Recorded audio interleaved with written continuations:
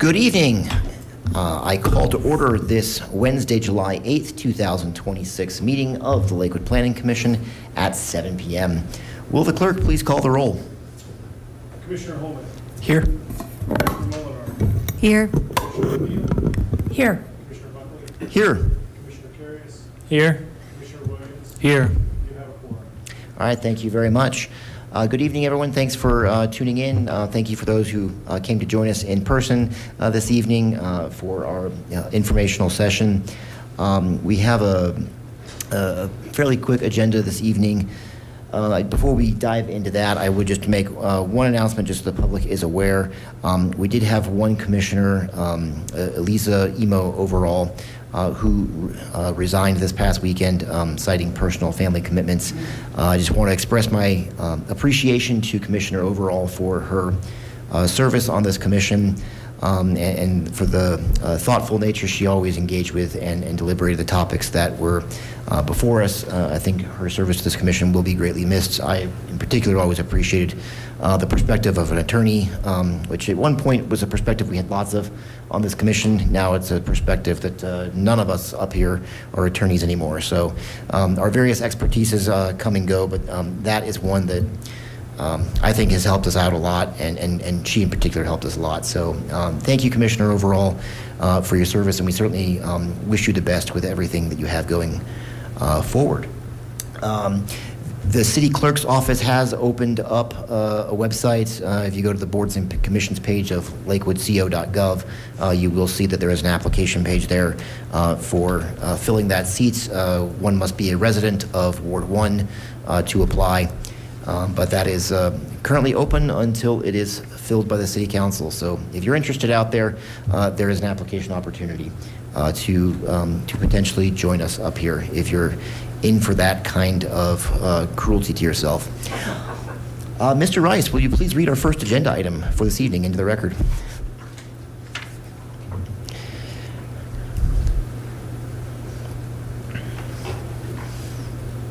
One moment.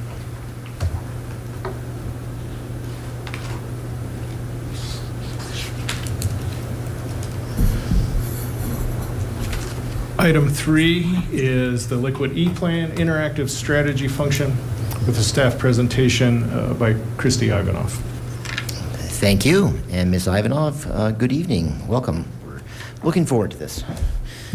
Yeah, good evening. Again, I'm Christy Ivanov. I'm a principal planner with the Comprehensive Planning Division, and I'm excited tonight to share some really exciting updates on Envision Lakewood 2040. Again, that's our comprehensive plan. So the first awesome update is that we won an award already on the plan.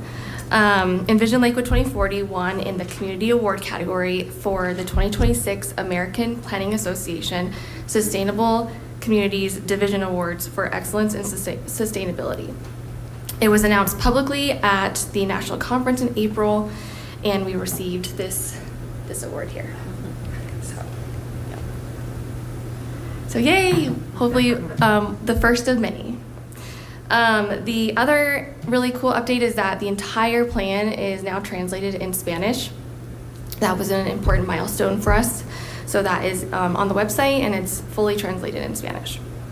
We've also started working on the tracking and reporting process, and we will come back later this year on a bigger update on that. The really big update for this meeting tonight, though, is that we created an interactive website version of the comprehensive plan. This is also known as an e-plan.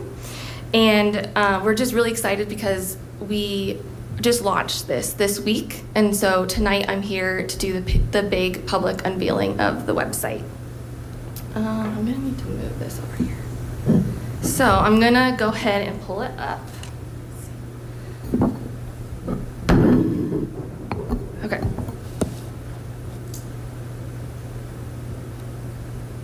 Okay, so this is the URL, compplan.lakewoodco.gov, and it's live now, and I'm gonna do a demonstration of some of the key features. Oh wait. Okay, so drum roll, here it is. again, we are so excited. This website is going to be a game changer for how we use the comp plan, how staff uses it, residents, you all use it, city council, everyone. So before I dive into the details, I just wanted to again explain, we call it an E-plan, or it's referred often to as an E-plan, which stands for electronic plan, but really it's a full-on website that has the plan content in it. It is more interactive than the PDF. It's easier to navigate to specific parts of the plan, and it has some additional features that are really only possible with the E-plan. So you'll see that it was truly designed with the same structure and format and visuals as the PDF. And I'm just gonna pull up the PDF table of contents and orient you with that, with this navigation menu on the website. So 1 second.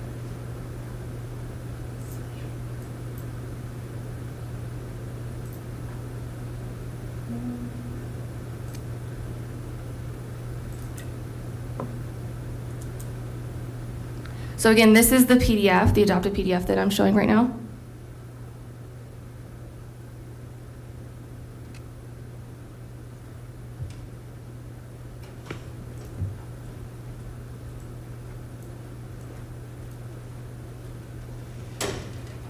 Okay, so on one side of the screen, I have the table of contents of the PDF, the adopted PDF, and then on the other side is part of the website, the E-plan. So really, it's a one-to-one. It follows the exact table of contents of the PDF and the E-plan. So there's plan overview, 2040 vision, guiding principles, goals.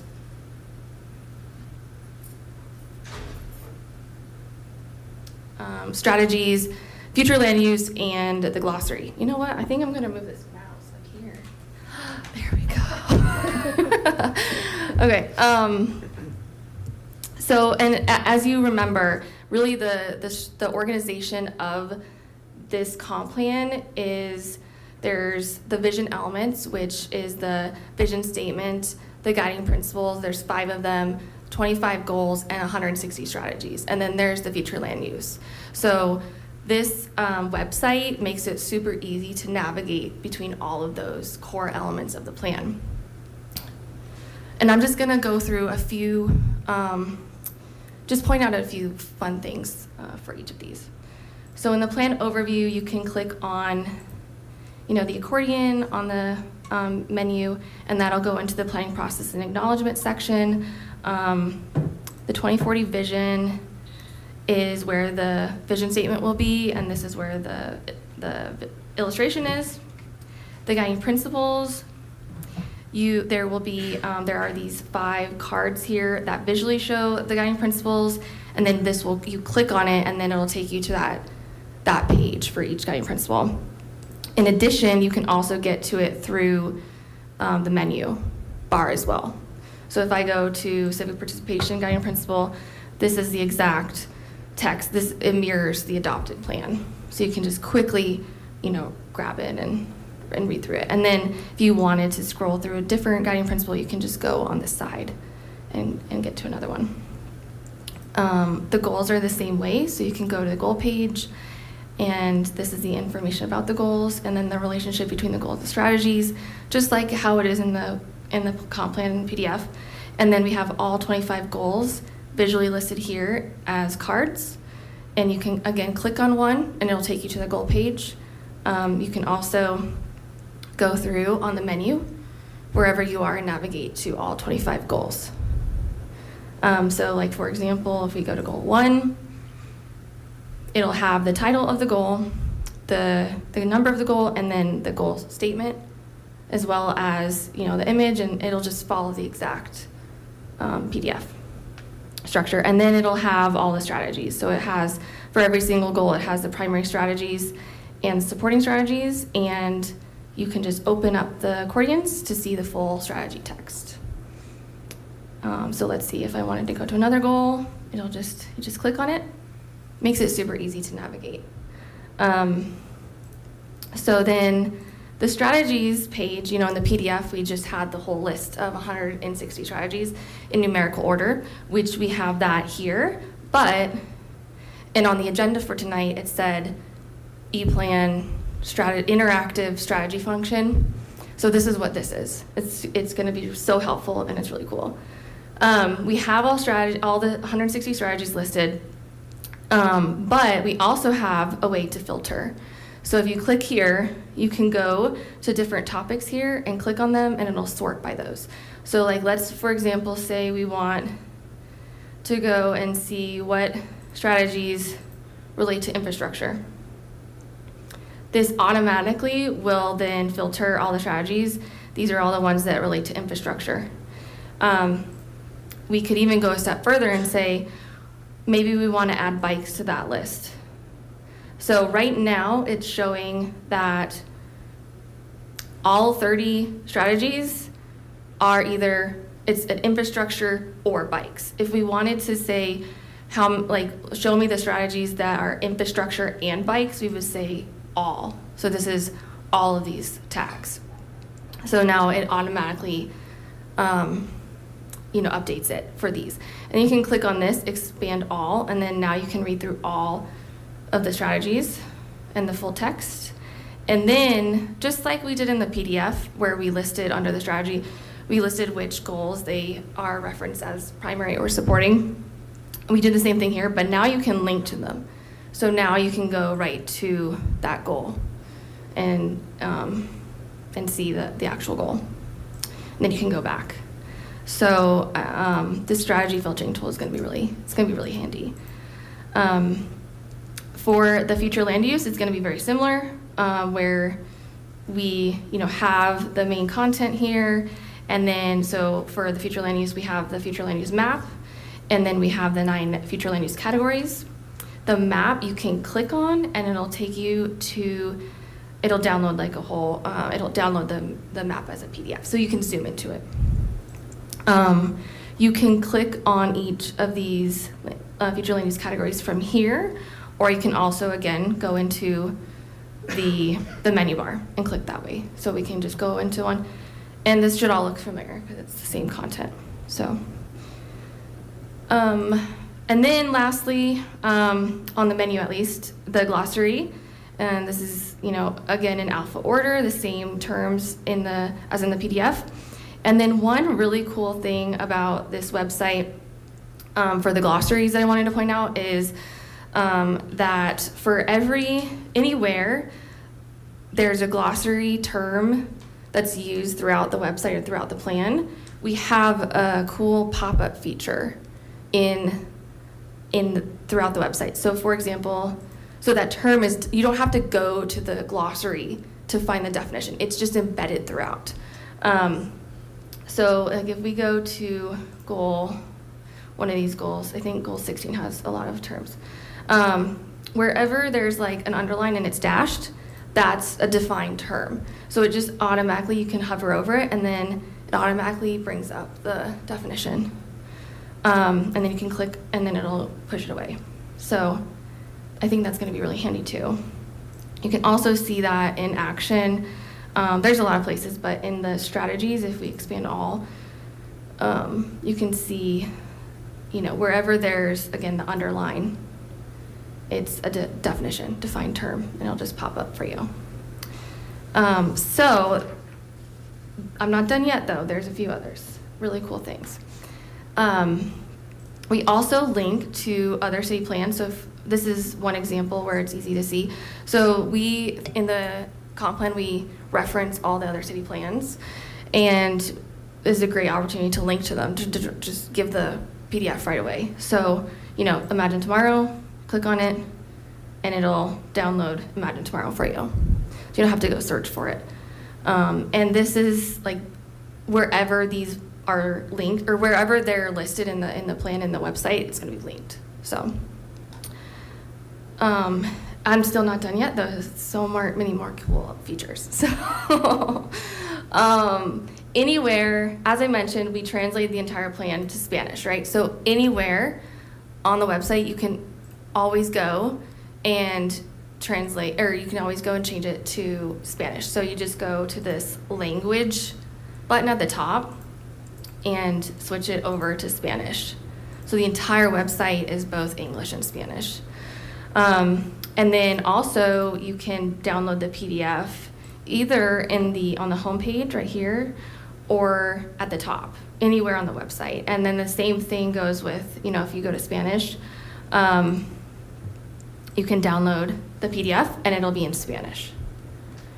So another really cool part of the plan or website. And then the other thing is that it's responsive, so it will work on the mobile pretty well too. Yeah, so there we have it, the big public unveiling of the E-Plan. I think it's going to be really, really handy to use and really easy to navigate throughout the plan contents. So let me know if you have any questions about that, but that was the demonstration for the E-Plan. All right, thank you, Ms. Ivanov. I'm very excited to dig into this. I think it will be useful for quickly identifying some of the strategies and goals. There's a long list of them. I'm also excited about that list of links to the other officially adopted plans that are supplements to the comp plan or standalone. It seems like almost every hearing there's at least one of those plans that are relevant, and I'm wanting to go find it. And every time I have to, use Google or something and try to find it. So it's good to have a centralized repository. And I think it was a planning commission suggestion that list be included in the plan as an easy place to know to go reference it. And so now with the hyperlinks, it's even easier. Commissioners, any other comments, questions for Ms. Ivanov on this? Great work. It's great to have this website as an addition to the PDF document and the paper hard copies that are out there too. All different ways to look at the same stuff. So hopefully people out there will use this website a lot too in the general public and increase awareness of everything that's in our comp plan. All right, Mr. Rice, on to the next agenda item.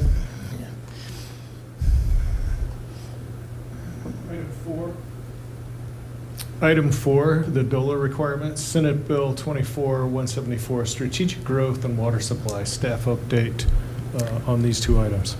Okay, great. And I understand, Ms. Ivanov, you have a further brief presentation for us on this. Yes, it will be, I have some verbal updates to share. Okay. So I'll just go ahead and close that out of there.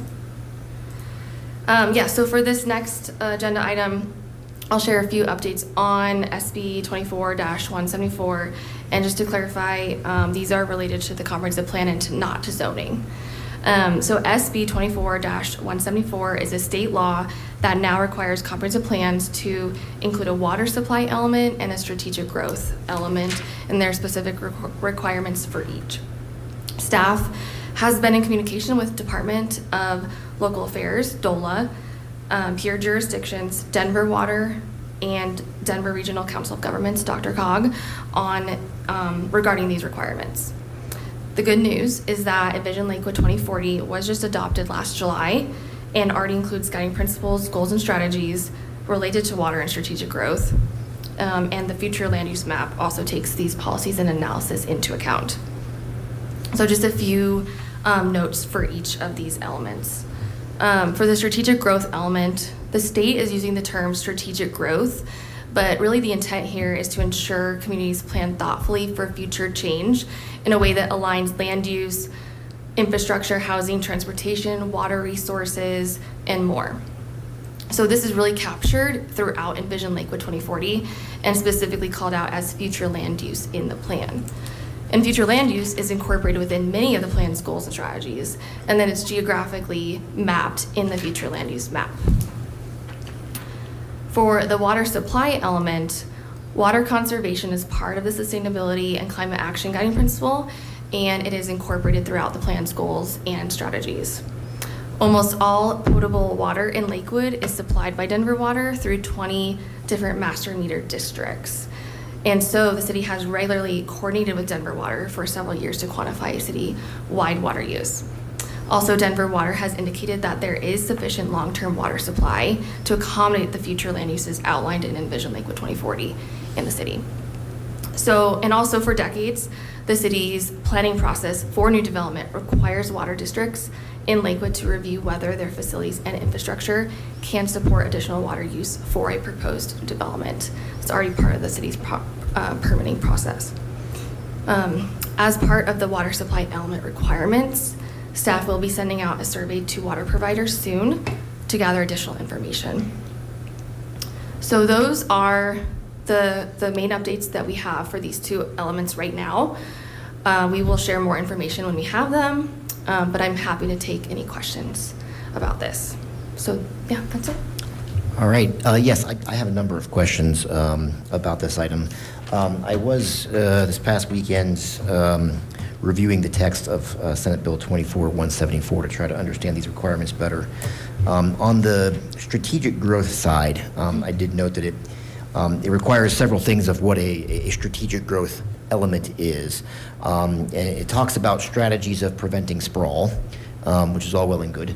And it also talks about strategies to use underutilized or underdeveloped land that is not adjacent to other developed land as a possible site for future housing growth.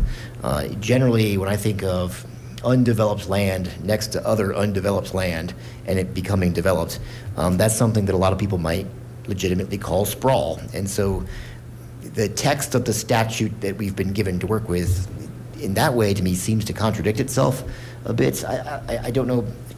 How much have you dug into that? And I know also in the statute, it does say that DOLA was supposed to issue further guidelines by the end of 2025 on like precisely defining what a local government needs to meet the strategic growth element requirement.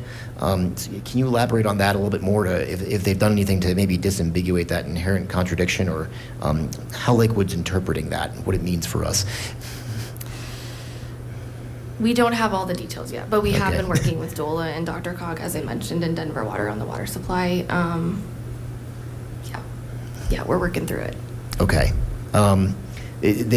DOLA did, I think they were required by the statute anyway, to come out by the end of 2025 with requirements kind of further defining what these two elements need, right? So to your knowledge, they have done that?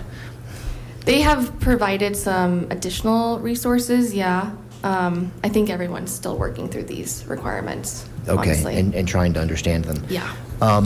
So, Go Chair ahead. Buckley, may I? Go So the interesting thing is, some of these, as we start looking at the DOLA mandates, right? So they're broadly written and they're not community specific. So if we use those two words, underutilized and vacant, I'm having a difficult time defining that. I know Sure. where vacant land is. It's out in southwest Lakewood. Everything else is generally developed with a parcel or two here in residential areas. So if we're looking at it, I think, as more underutilized land, not underutilized next to vacant. And ED is actually currently going through kind of an underutilized study as well in Lakewood. okay. That is the first I'm hearing about that economic development study. Is that a study that will be coming before the commission for further information in the future? Let me clarify. It's for the new urban renewal area that they're looking up on Colfax down, I think, to 10th is what they're looking at. So it's for a limited section, but they have started that process. We could expand that depending on what we find, findings and so forth, but that won't necessarily come to the commission. We could share that information when it comes out. It won't come before the commission for action. Okay. Does the process of creating or expanding an urban renewal area not involve a planning commission hearing? I thought I remember us doing a hearing like that in the past. It does not to my knowledge. Okay. Maybe that was some other kind of related district I'm recalling. It was for the Bend development. We had a hearing on that. That was for, it wasn't for the Metro District because that goes to City Council, but Right. there. I thought it was for the urban renewal area, but I could be misremembering. Let me look into that. Okay. I know it did come here, but I can't remember why. All right, very good. Another question, I guess, for Ms. Ivanova or possibly for Mr. Rice as well. This law we're talking about, SB 24-174, it was enacted by the General Assembly in May of 2024. We have a Lakewood housing plan that was adopted by City Council in February of 2024, so just a few months before anyone knew that this law would be enacted and have the benefit of that. And then, of course, we adopted the comprehensive plan last year, so after the passage of this act, but it was, we started that very lengthy update process to the comp plan maybe before this law came out, and certainly before DOLA released some of the information. It sounds like, in fact, they're still coming out with more. So with respect to a couple of the requirements of this law, we have to do a housing needs assessment. Does the February 2024 adopted housing plan check all the boxes that DOLA is requiring for what a housing needs assessment is that has to be performed? I believe it's by the end of this year.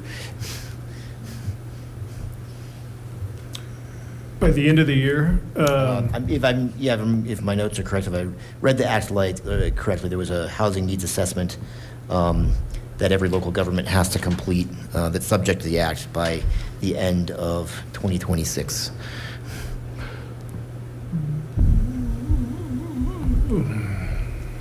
That's separate from the comp plan requirements. Right. And I'm pausing, trying to figure out which piece of legislation I've looked at. I think what we're looking at with that housing needs assessment is that we've done that. It was done in 2024. Right. That's the question Right. I'm asking. Is it?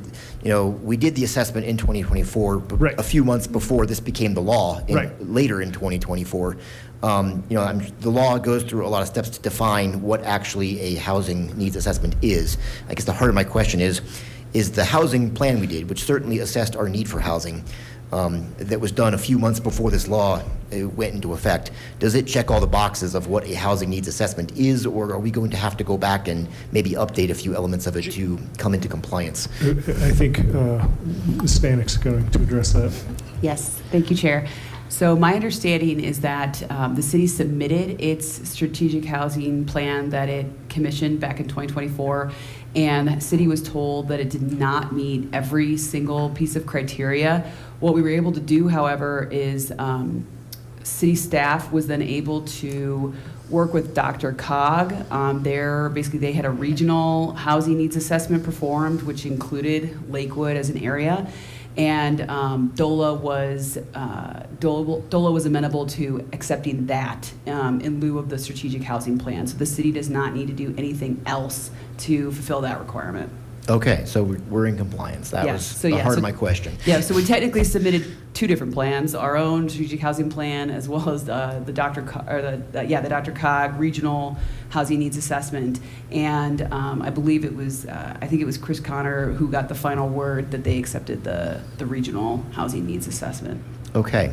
I'm not personally familiar with that DRCOG plan. I haven't read it like I have read the city's own 2024 housing plan. I guess, are they substantively different in any particular ways? I guess particularly it's a housing needs assessment, so maybe like quantitatively with, something about amount of housing needed or types of housing needed, or are they kind of pointing in the same direction? I honestly don't know. I have not read the DRCOG regional housing assessment either. I'm only familiar with the city's plan. But my understanding was that there was just specific data and criteria that they wanted that the city just didn't, we analyzed a lot of the areas, but it didn't have everything. So I believe the results were fairly similar, though, because they also said they weren't willing to accept some regional plans if they weren't specific enough to a local jurisdiction, and that one was. So I believe they're probably somewhat similar, but I can't say with certainty, not having read it. Okay. Well, it sounds like good homework for all of us on the Planning Commission for sure to go look up that DRCOG plan and become familiar with it. It is part of the way we are fulfilling our requirements of this state law. It seems like it could be an important document for us going forward. A follow-up question to all that. The law not only requires a housing needs assessment by the end of 2026, which apparently we have checked that box. Thank you to Dr. Cog for helping us with that. It says by the end of 2027, or actually January 1st, 2028, essentially the end of 2027, every jurisdiction that's subject to this act must adopt a housing action plan. And so, again, is the city's 2024 housing plan and the Dr. Cog supplement to that we're using to count as having done the needs assessment, do those documents count as having an action plan, which I guess is a plan that describes how we will accomplish meeting our needs that were identified in the first step? I don't have a response for you. I wasn't anticipating talking about housing this evening. Okay. I would have brought Chris Conner with Housing and Thriving Communities to answer those questions. I just didn't look into it. Okay. Yeah. All right. Can the Planning Commission get an answer to that question later? Yeah. I'll ask Chris. I'll either have him provide me an email response or he can email the commission directly. Okay. Further questions? Yeah, I guess on the water supply element, Ms. Ivanov, you've mentioned that the city's been in conversation with Denver Water, and Denver Water has assured the city that there's enough of a water supply for the city to manage the growth that is envisioned in the Lakewood 2040 comp plan. I know that water usage is a big issue of concern out in the community. I've heard that a lot in the past. I think maybe water usage is on everyone's mind right now, given that there are drought restrictions from Denver Water in place. Is there anything written or any documents we can point citizens to, since there is so much interest in this topic, of I guess Denver Water's documentation that's been provided to the city about the adequacy of our water supply, and digging into, I guess some quantitative information about the level of that supply and demand projected into the future. Do those resources exist out there that the public can be pointed to, and the commission as well?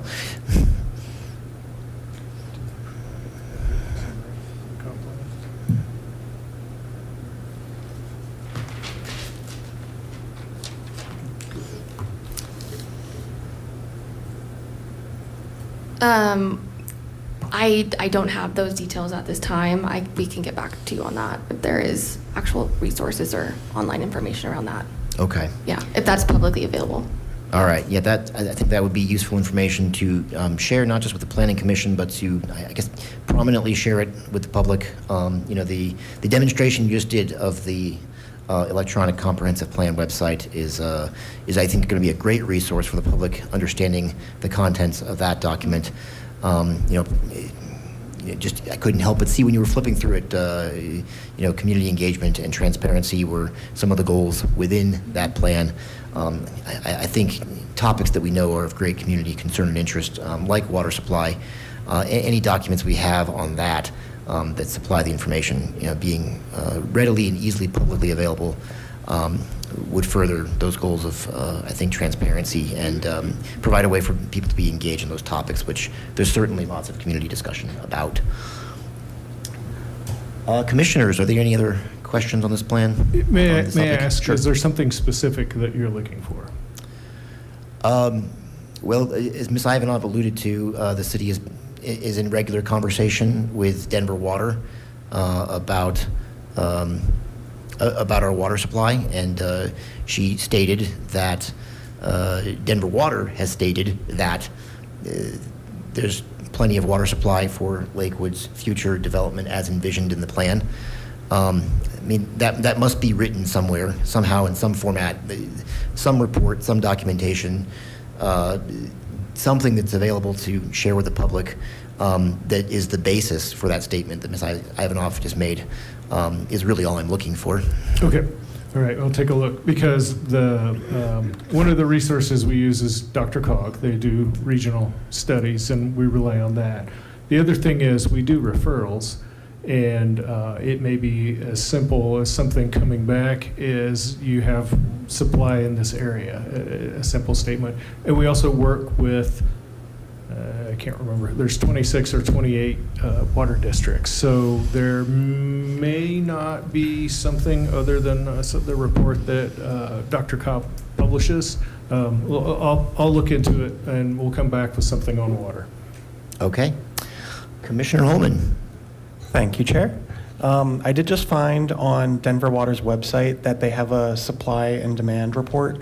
They call it the Water Watch Report, and it lists supply based on reservoirs, as well as comparing the supply to the daily usage. Their most recent report got published yesterday, and they have all kinds of charts going into supply, demand, usage, weather conditions, various things like that. But yeah, it looks pretty comprehensive, and I think that this may be a document that could be used by the public for those kind of reasons. Okay, yeah, that sounds excellent. Thank you for looking that up. We can hope we can certainly point people that way. I'll probably be coming to you later to find out more about that myself. Anyone else? Commissioner O'Neill. Thank you, Chair. The strategic growth portion of SB-24-174, I have not read it.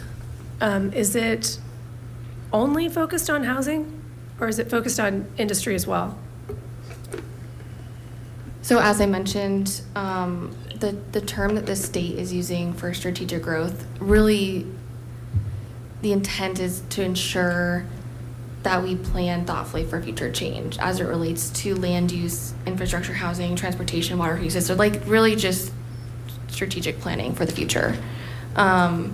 So That would include industry, data centers, things like that? I'm just... Yeah, they have very specific requirements that we're working through. Would be good if they had to prove some water responsibility, I think.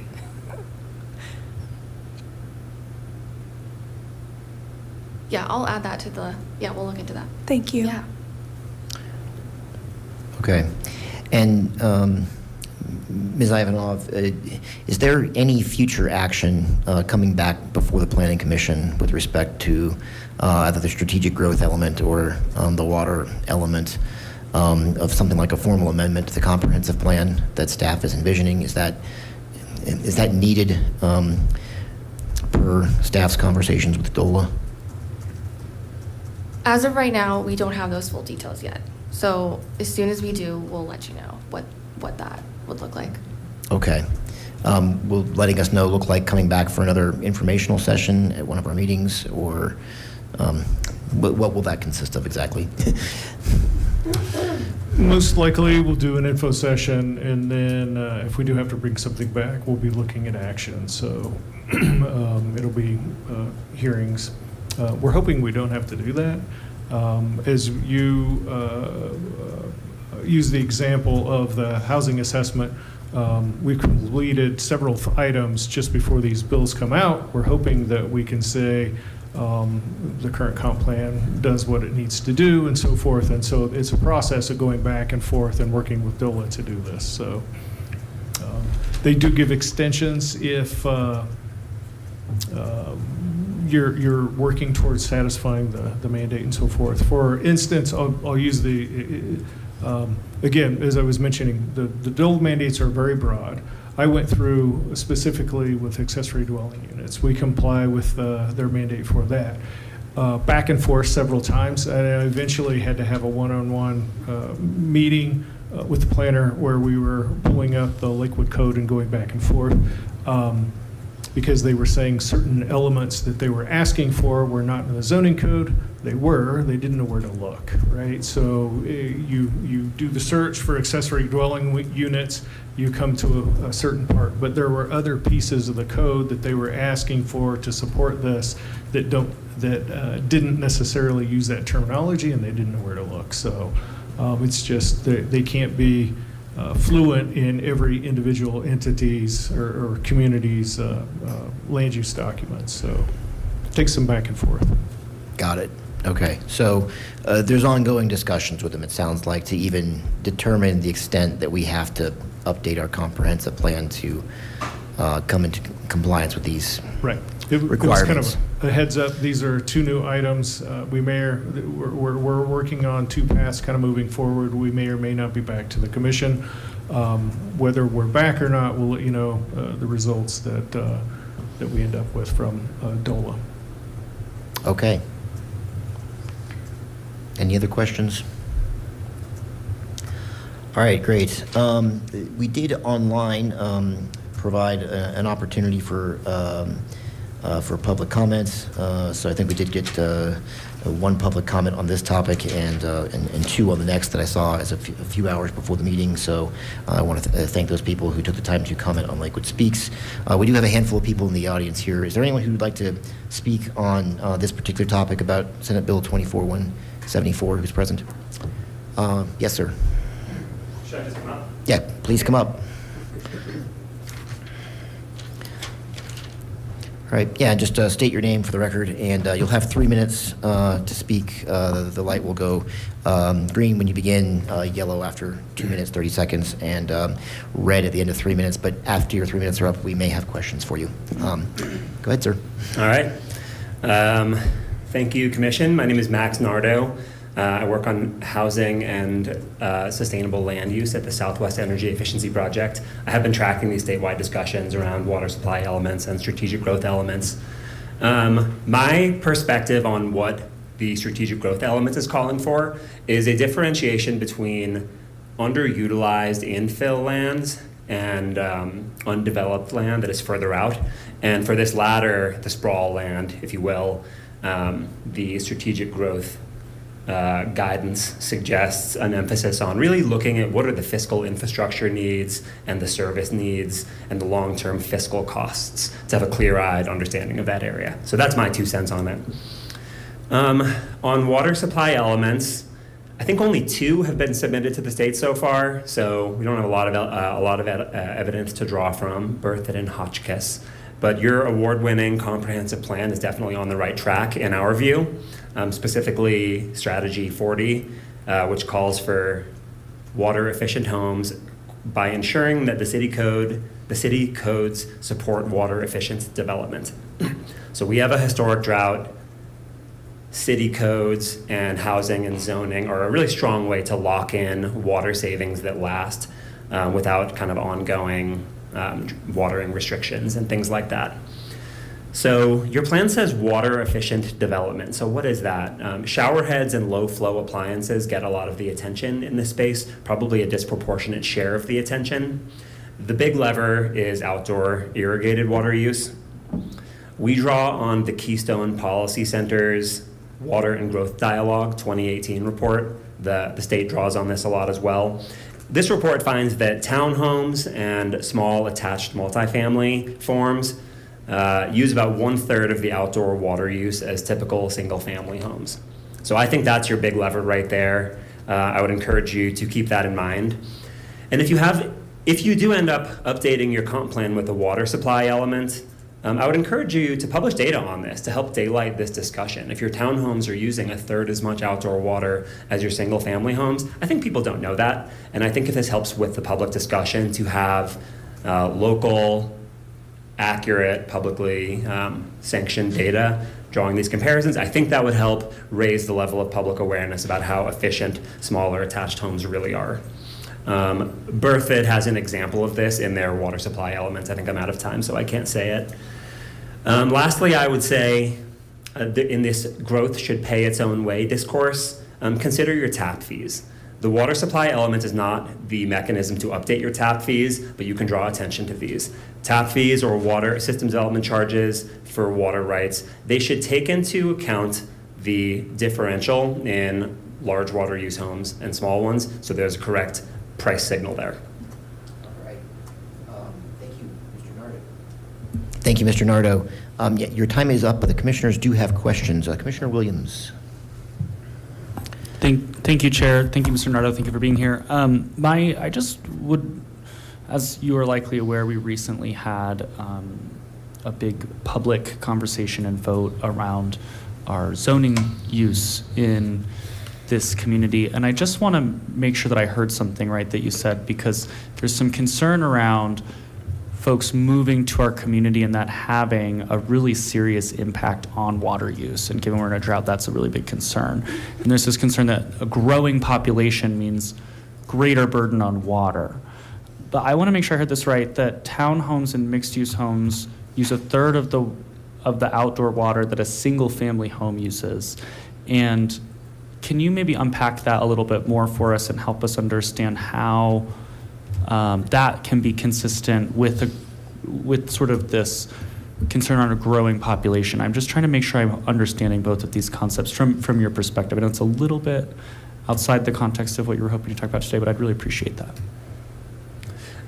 Thank you for the question. You know, the city of we draw on shared resources. I think staff previously mentioned that most or all of Lakewood's water comes from Denver Water. So these are shared water supplies that are coming into the metro area. And we are drawing upon them in differential ways. So Lakewood might be growing, but if that is a low per capita water usage for the people that, I guess, for the growth that Lakewood is experiencing, I would view that as an alternative to the prevailing development pattern of typical single-family subdivisions, which use about 3 times the outdoor water use. And given that we don't have a lot of infill-type housing, I think there's some demand for that. So at least some of those people that move into new townhomes would not be, would be moving into subdivisions which use 3 times as much outdoor water use, if not for the availability of efficient infill homes. So that is how it can be true that a new townhome in Lakewood can use water, but also use less than any alternative. Got it. Thank you. Commissioner Carius.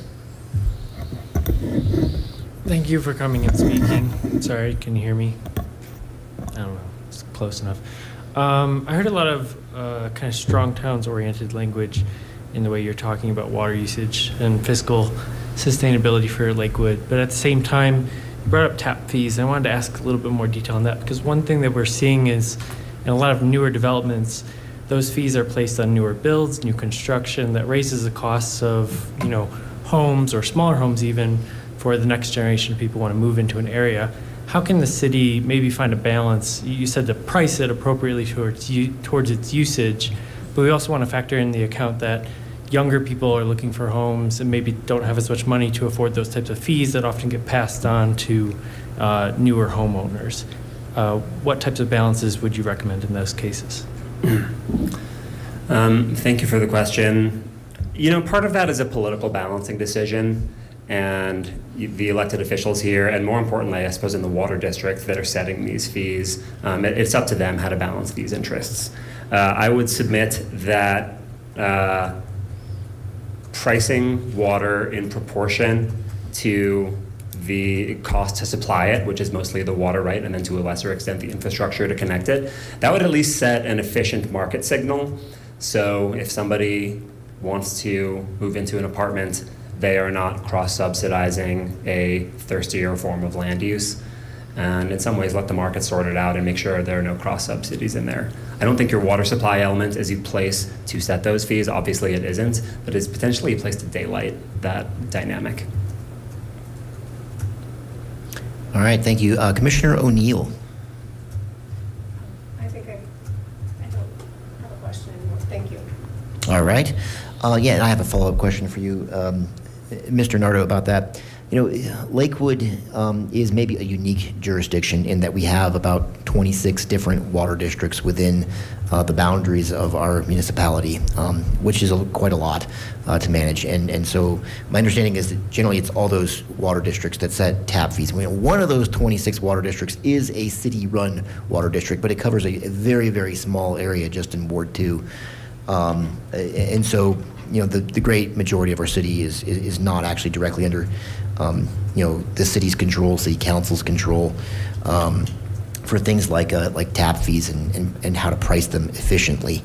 Are you familiar maybe with other cities that are in a similar situation where there's a separate independent district or districts that's really in charge of that? And if there's any, policy or of interest to this body, like planning levers that we can engage with to collaborate with these districts to get them to set the right kind of efficient price signals with respect to these fees?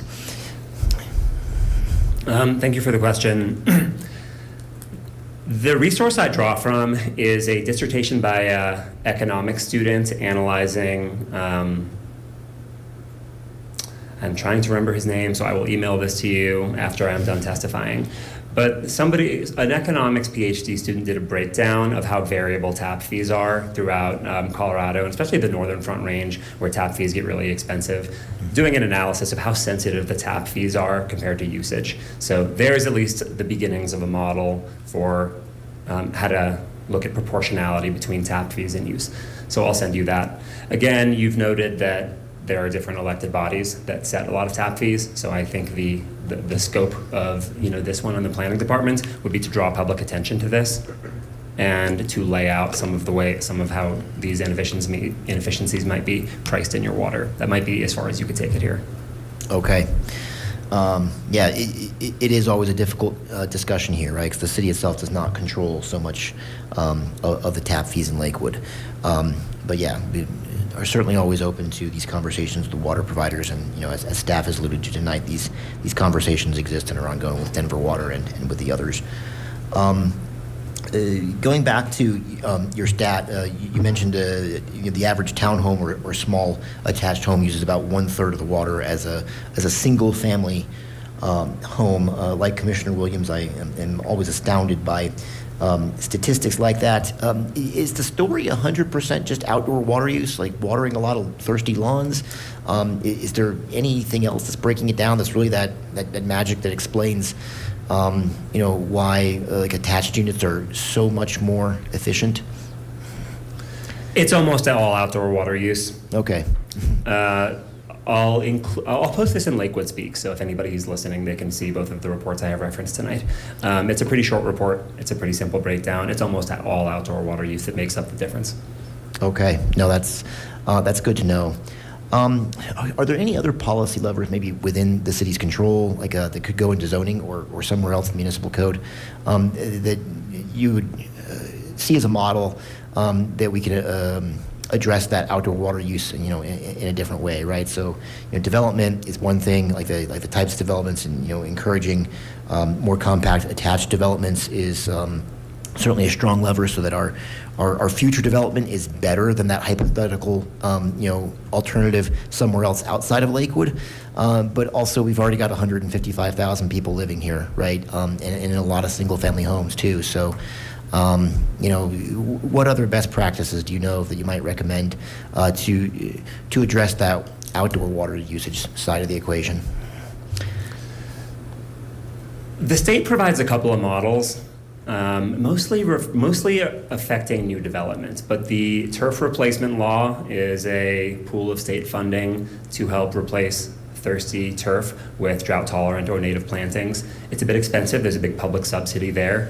Two other state laws that could provide a roadmap for this are the quote-unquote non-functional turf laws, which provide that new forms of development cannot put in Kentucky bluegrass or thirsty non-native grasses if they're not in an area that's going to be used for sports or picnics or something. But if it's a median or the side of an industrial property, so that's a state law that already applies to Lakewood. So you could take that further. Third thing, and I think I'm speaking out of my professional capacity here, so let me make that clear, but look at groups like Resource Central that provide a garden in a box of mostly native and drought-tolerant plants for lawn replacement. Subsidies for things like that, partnership with programs like that. Denver has the Denver Digs Trees program, where people can get heavily subsidized trees to plant at their house. Forms of those type of programs could easily be scaled with pretty small fiscal subsidies to replace portions of lawn or to plant portions of new developments with extremely drought-tolerant native plants. If you plant things like choke cherry and golden currant and three-leaf sumac, and the list goes on. There's a lot of really healthy, durable native plants and shrubs that are great for wildlife and require very little supplemental irrigation after planting. All right, great. We appreciate those practical suggestions. Commissioner Williams. further questions. Thank you, Chair, and thank you for humoring us here. I really appreciate it. You have the privilege of being one of the only people we get to have join us tonight. It's a similar question. I'm wondering the practicality of, if the vast majority of if single-family homes use significantly more water than townhomes, and it's primarily due to outdoor use, does making transitions to these really low impact yards and making sure that homeowners have yards that have low water use, does that make up then almost all of the difference? Like I guess the more simple version of this is if we get everyone in Lakewood to get rid of their lawn and adopt a water-wise yard, does that have the same impact or similar impact maybe as more dense housing? Is that like a legitimate alternative? I know it's like a really loaded question, and you can feel free to be like, "That's you should talk to the researcher." But I'm just curious, as because we're going to continue to have these conversations as a community, and I'm curious your thoughts. I'll take a swing at it. The change you just described of getting everybody to replace their lawn with drought-tolerant native plants, that requires a massive behavioral change. I think that would be akin to telling everybody, drive safely, and then we'll have safe streets. And the advocacy community tells you safe streets come from safe infrastructure. Road architecture that not only has a safe speed limit, but a narrowness that is conducive to the behavioral effect of slow driving. So, good luck with that if you think you can get everyone to change their lawns. But, having less irrigatable, permeable area per household, that is a durable, guaranteed to work solution to lower your water needs. I appreciate that framing, so thank you. I recently tried to replace my lawn with a drought-tolerant lawn, and you have to water it more when you first get it. And I got in trouble from my water provider for using too much water on so now it died and we'd have no lawn and just dirt. So, but I appreciate that we're all working through how to address this as a community. Yeah. Thank you, Commissioner Williams. Yeah, I've struggled personally in the same way recently. We had to have our sewer line replaced last fall, which was unfortunate and expensive. But what that means is that one day a backhoe came in the backyard and dug up the whole yard so they could get down 12 feet and replace the pipe, and then they were gone in a day. And my whole backyard was dead for the entire winter. So we've also been trying to establish a native grass backyard this spring, and it hasn't gone so well. I think we have a lot of native and invasive weeds mostly instead. So we're probably going to be having to try again next year already. So it is hard, but yeah, I know there's a lot of interest out there making these transitions. So I really appreciate you being one of the few people to come and join us here in person tonight and sharing your expertise, Mr. Nardo. Before you go, there is one more question from Commissioner O'Neill, though. Thank you, Chair. I just was along this line of thinking of changing behavior. Do we see, or have you seen city incentives to, and I don't know that there's any budget for anything like that, but if some sort of incentive to encourage folks to get rid of their lawns or have smaller lawns or plant more drought resistant? I don't know, is that a strategy? I'm at the edge of my knowledge here to be able to list these off without referencing. I can tell you that Aurora is the most aggressive municipal policy, and Aurora is growing much more quickly than Lakewood in terms of new development especially, but they are straight up restricting new non-native turf grasses to portions or for certain amounts of area of new development. But I think price signals are a good way to look. All right. Thank you. Mr. Nardo, you continue to fascinate us. Now Commissioner Molinar has a question. I actually just wanted to mention that the city of Lakewood does have an incentive to remove your lawn and to replace it with native plants. Oh. Your turn. But maybe not as aggressive as Arvada. Aurora, sorry. All right, thank you. Again, thank you very much, Mr. Nardo. Was anyone else here in the room wishing to speak on this topic of Senate Bill 24-174? I am not seeing anyone, so we will turn the page on this discussion tonight. So thank you, staff. Mr. Rice, our next agenda item. Before I read that agenda item, I do want to go back to your question about the Bend Metro District. Essentially, the LRA comes before the commission for compliance with the comp plan. So if they do establish a new LRA, it'll come back to the planning commission for that decision. Okay, that would be pertinent to that ongoing economic development study of the areas around Colfax and Yes. Dent. Okay. All Excuse right. me. Item 5, zoning amendment discussion. And then I'll give a brief summary of the city council priorities if you would like for me to start that way. Yes, absolutely. So yeah, my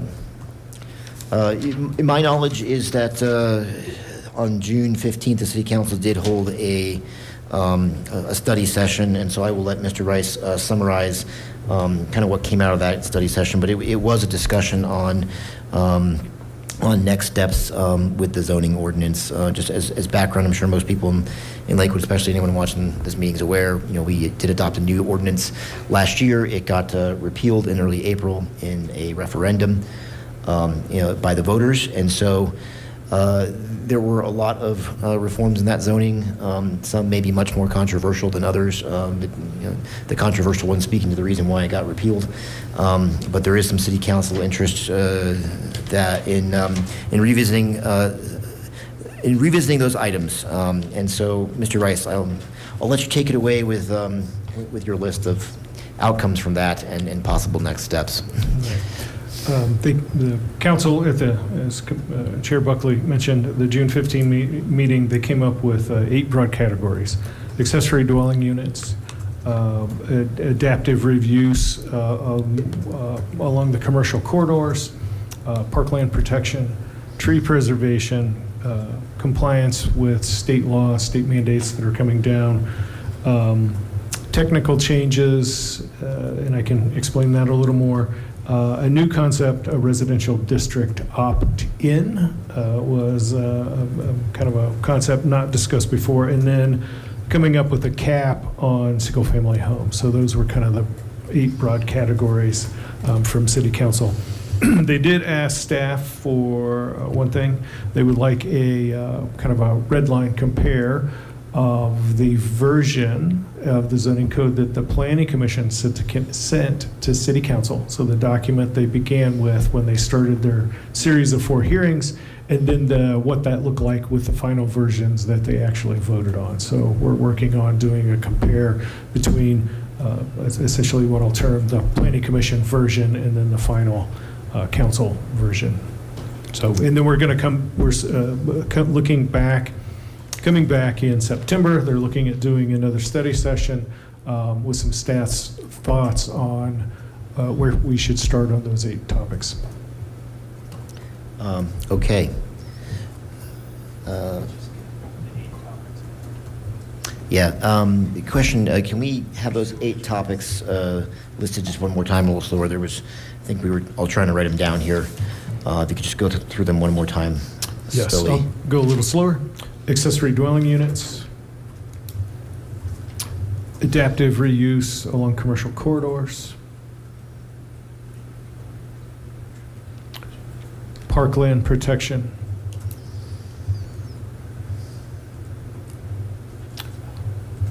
tree preservation,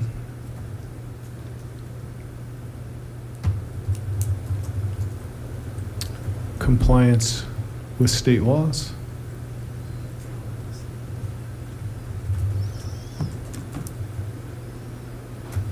technical changes,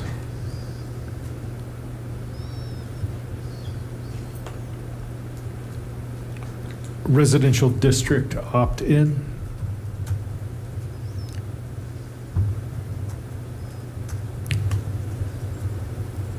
and a single-family home size cap.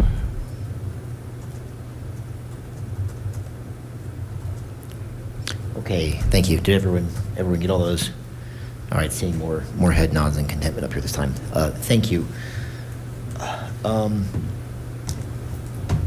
So what struck me about this list from watching that study session is a handful of these items are perhaps maybe low-hanging fruit in that we already have something from the prior code update that is written that could be incorporated, not a huge omnibus zoning overhaul like we did last year, but narrowly taking the parts of that ordinance that apply to these 8 topic areas and just focusing on that. I don't know. To me, like the revisions to ADUs, the revisions to some of the rules around parks and around tree preservation and just alignment with state laws, maybe in my mind, easily fit into that category. We know there are parts of this code that were more contentious than others, and I don't know if it's safe to assume that anything will survive of being repassed in the exact form it was in before. I think we have to be cognizant of the fact that there were reasons why a referendum overturned some of this work, but also being cognizant there's a lot of reasons why we did a lot of this stuff. So I don't know, Mr. Rice, if you kind of agree with my assessment of some of these things are maybe easier for us to begin diving in and addressing, and if there's a sense of priority for some city council, or if we can just are free to make our own priorities, really is my preference of what we could start working on and making recommendations, and after hearing some more public feedback and studying a bit closer. Yeah, Mr. Rice, do you have any thoughts along those lines?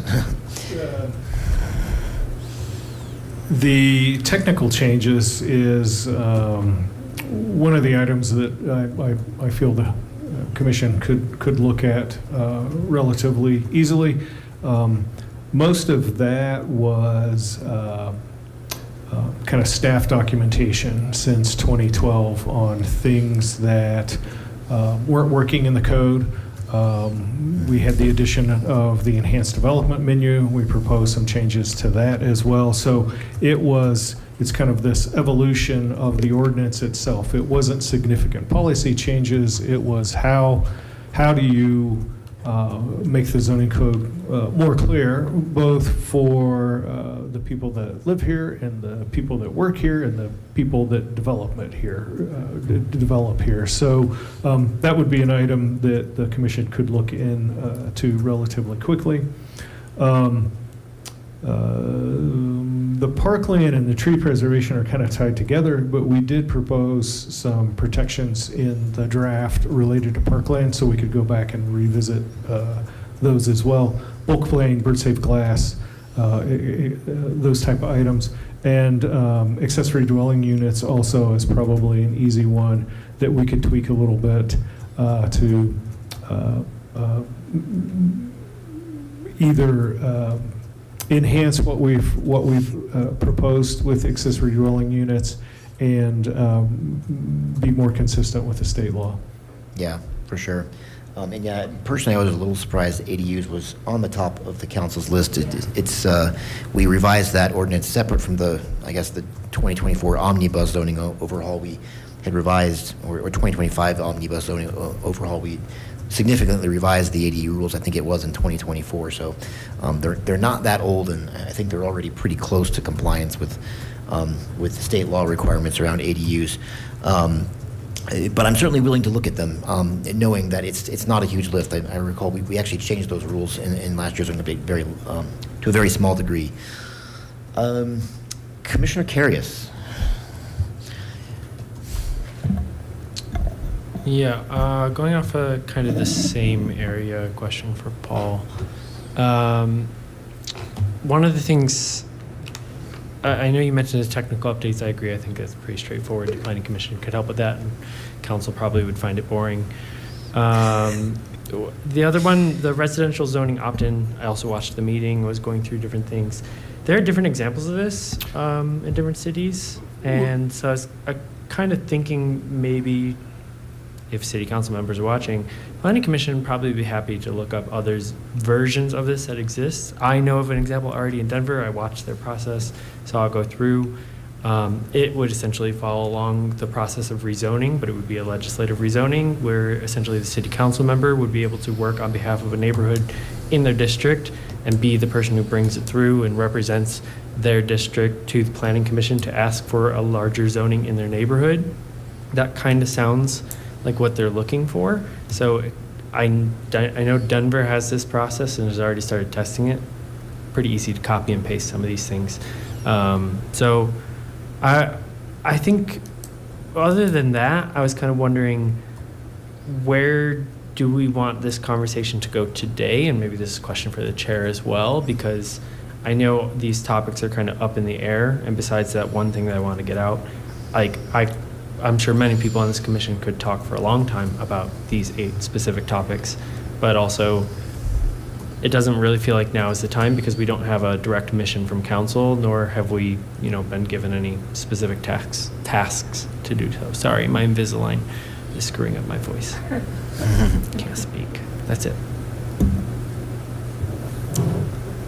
Thank you. Any response to that, Mr. Rice? Concurrence. I mean, I do have a staff member doing some research with the residential opt-in. They're finding some information, not as much. It's a concept that isn't as widely used as you might think. But yes, the Denver example. I think her next step, we were not successful in the example provided in Cincinnati, so she's going to reach out to someone on staff in that community and see if Cincinnati's still using that, or so yes, we're Okay. looking into that. All right, very good. Commissioner Williams. Thank you, Chair. I have a couple different sort of just like questions in general about this, but before getting into that, I'm wondering in terms of this question about like what is the deal, like what is our purpose here with these tonight? Because I know that staff is in the process of taking these recommendations, diving a little deeper, coming with some real recommendations and that sort of thing to move some of these things forward. I'm wondering if perhaps this is, and I did watch the meeting on Monday evening as well and found it very informative, and heard a lot of enthusiasm from members of council and from the community on addressing some of these things that are popular. I'm curious if maybe this is an opportunity for us to sort of offer similar thoughts around these 8 pieces, or like, there's this question about, opt-in, residential opt-in, or, I have some questions about like the parks piece. Perhaps this is an opportunity for us to sort of add additional context or thoughts or requests around things that could go into that kind of research and compilation that staff is working on. I obviously don't want to turn this into like here's 500 things that staff should like do. That is not what I'm trying to suggest, but perhaps there's room for us to be able to add additional context in the way that council also did on Monday, so that staff has maybe some vision from how planning commission and council both are thinking about this as you're putting this together. I don't know if this is a question for the chair for Mr. Rice, but that's sort of what I'm thinking is maybe a helpful use of planning commission time. Correct me though if that's not the case. Chair Buckley, do you? Sure. I mean, if you want my opinion, since 2 commissioners have asked for it specifically now, I am just one of the 6 members we currently have on this board, and so the will of the body matters the most. But from my perspective, personally, I think it would be a good use of our time to discuss any thoughts that the commission has on these 8 topics and a possible order of prioritization for us to be looking at. I think because council has addressed in their study session that these are kind of their 8 priority areas, as Mr. Rice has already alluded to, staff is already looking into these things. I think with staff assistance of looking into these things, that we are certainly well positioned to to discuss them openly in the future. I would love to have public hearings from the Planning Commission on each of these 8 topic areas. I'd love to see public meetings happen that are driven by staff before it even comes to Planning Commission. I'd love to see public comment at Planning Commission and when it ultimately goes to City Council. In other words, a robust process of engagement and community input, while we also, as a commission, really think about what we want out of some of these things and do it with staff's professional expertise. I'm interested in all that and think that is a very appropriate use of our time, and is the purpose of this body, right? If you look at the city charter, it says that the purpose of the Planning Commission, the reason why we exist, is to adopt and oversee the comprehensive plan and plans of the city. So check, we've done a little bit of that tonight, and to make recommendations on zoning to City Council. Well, here are 8 things that City Council said that they are interested in doing with respect to zoning. I think it is our job and duty by the charter to make recommendations to them with respect to that, and we will do that collaboratively. With staff and take into account, public comment and sentiment, and also, professional opinion and facts and open eyes about the problems in our community that we're trying to solve using the sometimes blunt lever of zoning, but it's the lever this commission's got. I'm very interested in all that. Commissioner Williams. Thank you, Chair. Well, with that perspective, I have a couple questions that I would love to ask, and then some thoughts to weigh in on some of these 8 things. My first question is around parks. I'm curious, I just want to make sure I understand, when we're talking about parkland protection, are Lakewood's parks not currently protected, and what sort of additional parkland protections would guarantee protected? I mean, I guess when I think about a park, I think that's a park, and it will be a park. So is that not the case in Lakewood? And if so, where are we not protecting our parks in ways that other municipalities along the Front Range are? The parks are protected. So the standards apply to developments adjacent to or near a park. So think of it that way. Taller buildings, distance between property lines, things like that. Yeah. So it's not, we're not protecting the physical park itself from development. We're looking at how that development on the periphery interacts or relates to the existing landscape or park itself. Thank you for clarifying that. I think there's maybe some confusion amongst the public and even sometimes amongst myself. Like when we talk about parkland protection, we're not really talking about protecting parks, right? We're talking about legislating what kind of land use you can have adjacent to parks. So that's what we're talking about with parkland protection. I am curious, as it relates to that, some of the specific language that I know is included in this is around bulk plane, bird safe glass, and site plan review. Specifically on the bird safe glass, is this a standard that's adopted throughout the Front Range, or is this something that Lakewood is specifically looking at? It's not something that's adopted throughout the Front Range. Lakewood specifically looking at it. Yes, both those are accurate. Do we have a sense of what the economic impact, like what are the economics of this? Like how does requiring bird safe glass in any kind of development, like what is the I mean, do we have an understanding of what the cost impact would be for property owners? I wish you would have asked me that question about 6 months ago. I know. I remember when this came up before. Right. So there are different ways to treat the glass. They are more expensive. They're not significantly more expensive. If you take you have to, it's all relative to size, mass, the glass itself. So if you have a 15-story building and you require the glass on all 4 sides from ground to top, it's going to be fairly cost prohibitive. the birds don't fly into everything. There's a sweet spot in between where, and so it depends on how you write the code. If you do it to address the flight patterns and so forth, it is more expensive, not significant. If it's a standard that just says everything in this area, it could be prohibitive.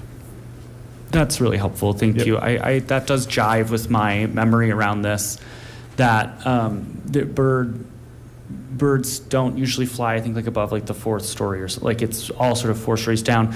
But in a city like Lakewood, that would be the vast majority of buildings, right, are under 4 stories. So in a provision like this, in theory, we would be mandating that almost every building, I would presume, has to have this more expensive glass. And I understand the importance and the goal behind things, priorities like this, but personally, my motivation here is around how do we create more options for housing that is affordable quickly. I think that is sort of my perspective here. I get nervous around things like bird safe glass and other types of things like that that may be great in theory, right? But will prevent us from it will only drive the cost of creating places for people to live. It'll only drive that cost up. Those are the kinds of things that I feel like municipal government can get out of the way, right? I mean, those are the kinds of things that I think people say, golly, why does local government have a rule about this, or all these regulations hurt business? I mean, these are the kinds of things that I think, not to get too into like political talking points here, but these are the kinds of things that I think people point to with that. And so as we do this, I would just encourage us to not be too tempted by things that I think are good, right? Like protecting birds. But it reminds me a bit about a few times a bird flew into a windmill and therefore we can't have any wind energy, right? I want to make sure that we're really sensitive to that. And as staff is looking into this and as we are wanting to, make recommendations to City Council, our mission should be about making sure that we can remove barriers to making housing more affordable, not put more in place. So that's just sort of like a philosophy there. I have more questions, but Chair, I know that I don't want to monopolize the time. I'm sure there are other people. I'm happy to come back to me because those are my questions about parks. All right. Thank you for that, Commissioner Williams. I will say thank you, Commissioner Williams, and to Mr. Rice for that line of questioning about what this parkland protection label means. I would suggest we should not even talk about this whole category of things as parkland protections. It is categorically false to say that is the name of the category. The city charter and the zoning ordinance already both say that land owned by the city of Lakewood and dedicated to be used as parks or open spaces cannot be used for anything else, regardless of what zone district it is in, unless the city gets rid of it. And getting rid of the parkland requires a vote of the people per the city charter. And to my knowledge, in the entire 57 now year history of the city of Lakewood, I think to my knowledge there's been one election where the people of Lakewood were asked, do you want to get rid of a park? And they said no by quite a lot. So parklands themselves are very well protected in this city, and I think that is a point we need to drive home again and again. I would humbly submit that we need to call this entire category of things we're talking about design standards for development adjacent to park, because that is what it actually is. And so that is where the things like the bird safe glass and the bulk planes and some of the other rules that were in the last zoning update come into play. I very much understand and appreciate Commissioner Williams' concern about adding cost burdens. I am interested in the environmental good of saving birds. I am also interested in the social good of having housing be more affordable. I recognize very much, as Commissioner Williams said, that these things could be in tension. If there are ways to explore it and and not hold them in tension. If the incremental cost is very low and it is a rule like bird safe glass is applied in a very targeted and scientific manner, I could see myself supporting something like that. So I'm not against the whole discussion, but I am wary, I will say, of many of the things that Commissioner Williams, I think, rightly points out there. I'll just go ahead, if we're diving into the in depth on these design standards adjacent to parklands, the bulk plane rule actually concerns me a lot more than the bird safe glass rule. The existing mixed-use zone districts in our current zoning code have a bulk plane rule adjacent to non-mixed-use zones. So what essentially that is you draw a 45-degree line from the edge of the zone district into the zone district, and notwithstanding the fact that the building might be allowed to be a particular height, if some of that height protrudes above this imaginary 45-degree line drawn from the edge of the zone district of something that's viewed as incompatible, the building actually can't be that high. The height gets stepped down to be within that bulk plane restriction. And so the theoretical planning idea of why bulk planes are a good idea is to ensure, the development next to like a newer zone that allows a taller height is not overwhelmed by permanently being cast into shadow without adequate access to natural daylight. I'm not sure that that is as critical of a concern in a park, where by definition people are not living. It is being used only for open space.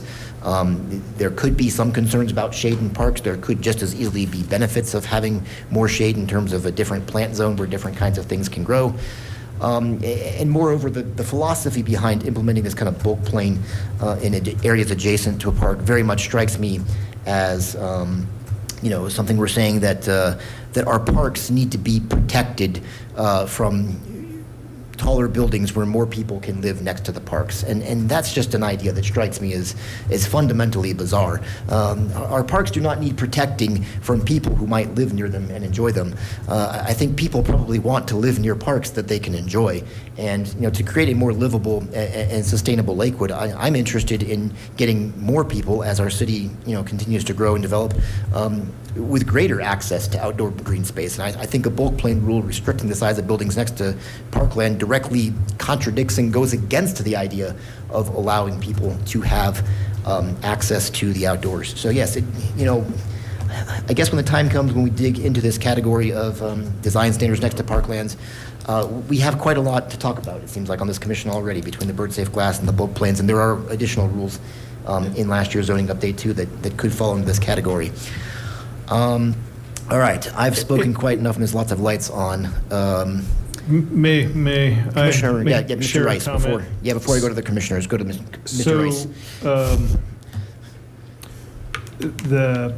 I have a little bit of a concern. So the commission can have all the discussion on the zoning topics and share thoughts. They're more than welcome to. My concern is, so council has listed publicly kind of 8 broad categories, and then the commission is going to change essentially what we call category 3 and how we address that. I didn't hear that from the city council. So my recommendation is to wait until September, until council gives us further direction on how they want to proceed. I kind of listened to the council meeting and was looking at parkland protection. Those were items in that draft code that could be pulled out, put in a package, and brought back to council rather quickly. So until we have some direction, if we want to change all this, I'm not sure I heard that from city council. So you're more than welcome to talk about it. I'm just throwing out that's not what I came away from at that study session as well. So council gives direction. So council is the policy body, gives direction to the planning commission to take that policy and actually make it, not the other way around where the commission makes policy and sends it up to council. So I have a little bit of concern there. Yeah, your concern is noted, Mr. Rice. I did hear at the June 15th study session that City Council did want to involve the Planning Commission in looking at some of these 8 topic areas. And so I think that's within the purview of the discussion we're having right now, and certainly welcome, coming back after Council's next meeting, as you just alluded to, for further discussions. I think almost every commissioner's light is on right now. Some discussion about prioritization. Maybe we can try to avoid getting as much into the weeds as Commissioner Williams and I, you'll forgive us for doing, on that one so-called parkland protections category. I will acknowledge that is the task that City Council has set out for themselves and eventually coming to us. But regardless of what they call that task, I'm not calling it parkland protections because that's manifestly not what they meant. Commissioner Holman was next. Thank you, Chair. I think for priorities, I think we should be prioritizing compliance with state laws for obvious legal reasons, but there's also a lot of grant money on the table for us if we are in compliance. And then 2 of the state laws that I'm aware of, House Bill 24-1304 and House Bill 24-1313, are related to transit-oriented developments. And I think that is an area that a lot of people would agree that we can improve. And these state laws would most definitely improve housing supply and green transportation, access to transit, improving areas to be more walkable. A ton of goals and strategies in the comprehensive plan would be addressed just by being in compliance with state law here. So I think that should be an easy thing that we can just do, and I think that should be prioritized by City Council. Out of these 8 things, just getting compliance, boom, already improvements across the board in Lakewood. I haven't heard much opposition to those specific state laws regarding the actual policies that they are, not like whether state laws or the state can tell home rule municipalities what to do. That's a different thing. But like the actual policies that they are with the parking and housing supply, I think those are important things that we should be addressing, especially in transit-oriented developments and communities. And there is a lot of improvement that we could be making in Lakewood around our transit stations. So I think that getting in compliance with state law should be a high priority. That's all I have. Thank you, Commissioner Holman. Commissioner O'Neill. Thank you, Chair. I just have sort of a list of general comments regarding this list of 8 items. Parkland protection, I agree, should not be called that. That isn't our place. However, we are giving oxygen to City Council plans to give more oxygen to straw man arguments about protecting parks that are never going to be developed and about tree preservation that I'm pretty sure would not align with SB-24-174 in line with water and preservation. So it elevates my blood pressure a tiny bit to read those 2 items because it just feels like giving more precious time to items that are not real. These are very, very much a reaction to the development at Belmar Park, or whatever the name of that lake is, that people are angry about. And if it isn't these 2 items, it will be a litany of other items that folks want to prevent housing being built over. So the amount of time and energy and discussion and outreach and argument and insults that folks have sat through and poured their passion into to elevate these 2 line items is almost offensive. I just think, I understand why it's there, and I understand what City Council is trying to do with it. And I'm not in a position to tell City Council what to study or how to study it or what to call it. But we have a serious problem, not just in Lakewood, in the entire country, with misinformation and with speaking to things that don't deserve to be spoken to. And these two items shouldn't even be listed. It is ridiculous. I just think that diving into the details of, once again, the protected land, we're going to put a bulk plane across the street from a park, that most of our parks are pretty big. The park over here is 123 acres or something. What size building is going to shadow that park?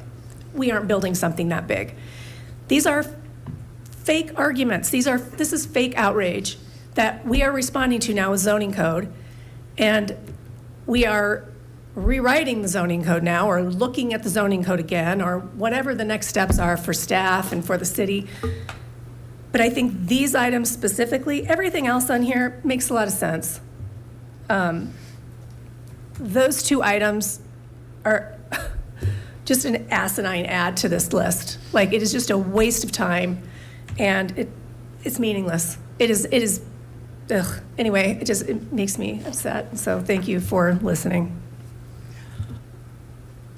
Thank you, Commissioner O'Neill. Commissioner Carius. Hello again. Okay, so I do have lots of passion up here. I wasn't here for most of that, so. But one question I did have is, my understanding is a lot of this was already kind of written up the way it was spoken about at the council meeting. Like, there was a lot of pre-written stuff. They just kind of assumed it would roll through. Is that correct? Correct. So let's see.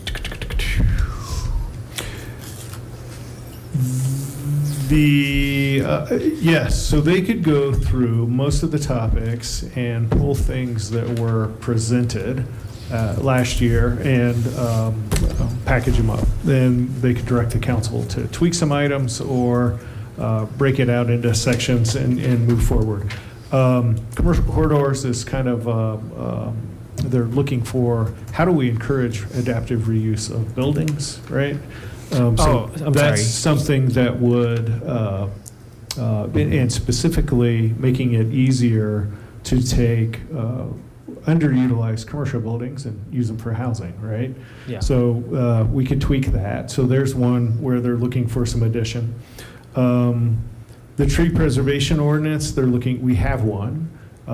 They're looking at modifying that, not necessarily rewriting a new one. Compliance with state law, we are working towards all of those. The TOC, we're like halfway there. In fact, I just submitted phase 2 this week, so that one, we hopefully will have resolution in a couple months. The residential opt-in district is new. I have staff researching additional information on that. And then the single-family home cap is kind of new. There were some standards in the ordinances that they related to the proposed residential districts. We could start there, or we could create something new. So we need a little further direction. But most of the stuff exists in the draft code that they voted on in 2025. Yeah, that's what I was thinking as well. I know there were some that the council was talking about. Like, there are some that don't really want to go through and create new versions of. The other ones, right, they want new stuff added to and whatnot. Many of the red line changes, when I get that together, many of the changes that council made were based on public testimony. Yeah. Going back to the quote unquote parkland protections,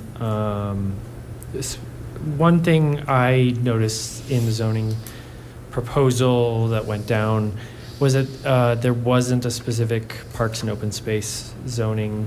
Was there any reason why there wasn't a choice to just mark it off in green instead of, just merging it in with R1? Because I understand they're protected. That's the whole point. So obviously there's not a need for it, but it looks nicer on a map.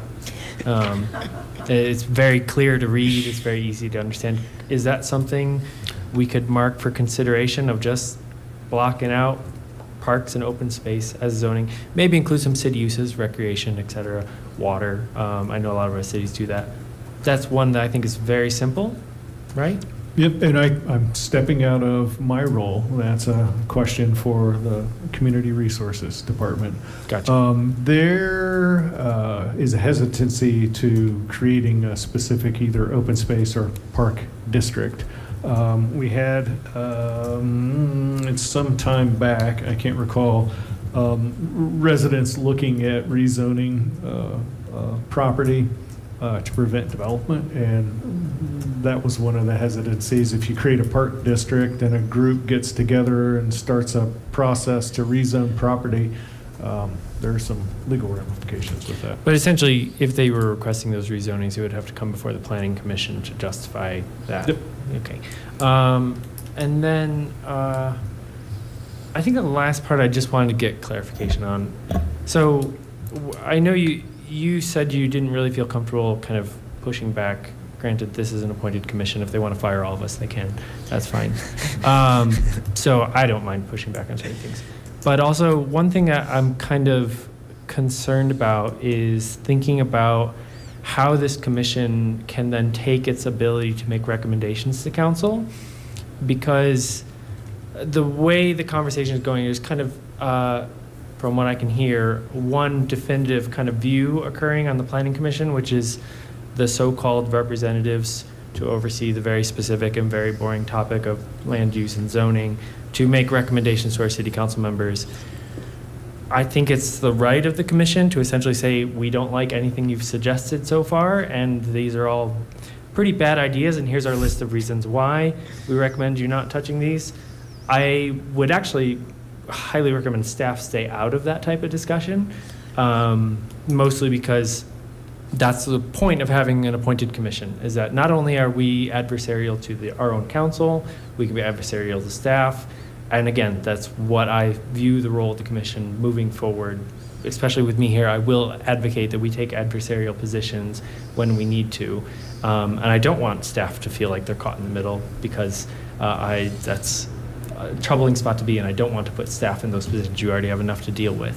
So I think one thing I'm looking for is like, how can we manage that? Because I expect moving forward, as council figures out their kind of new positions and starts adapting these older zoning regulations to meet with the new kind of view they have of the community or the community perspective, that this planning commission, who has spent a lot of time thinking about these, I mean, I spent 10 years in grad school studying these things, are likely going to come to different outcomes than our own council members.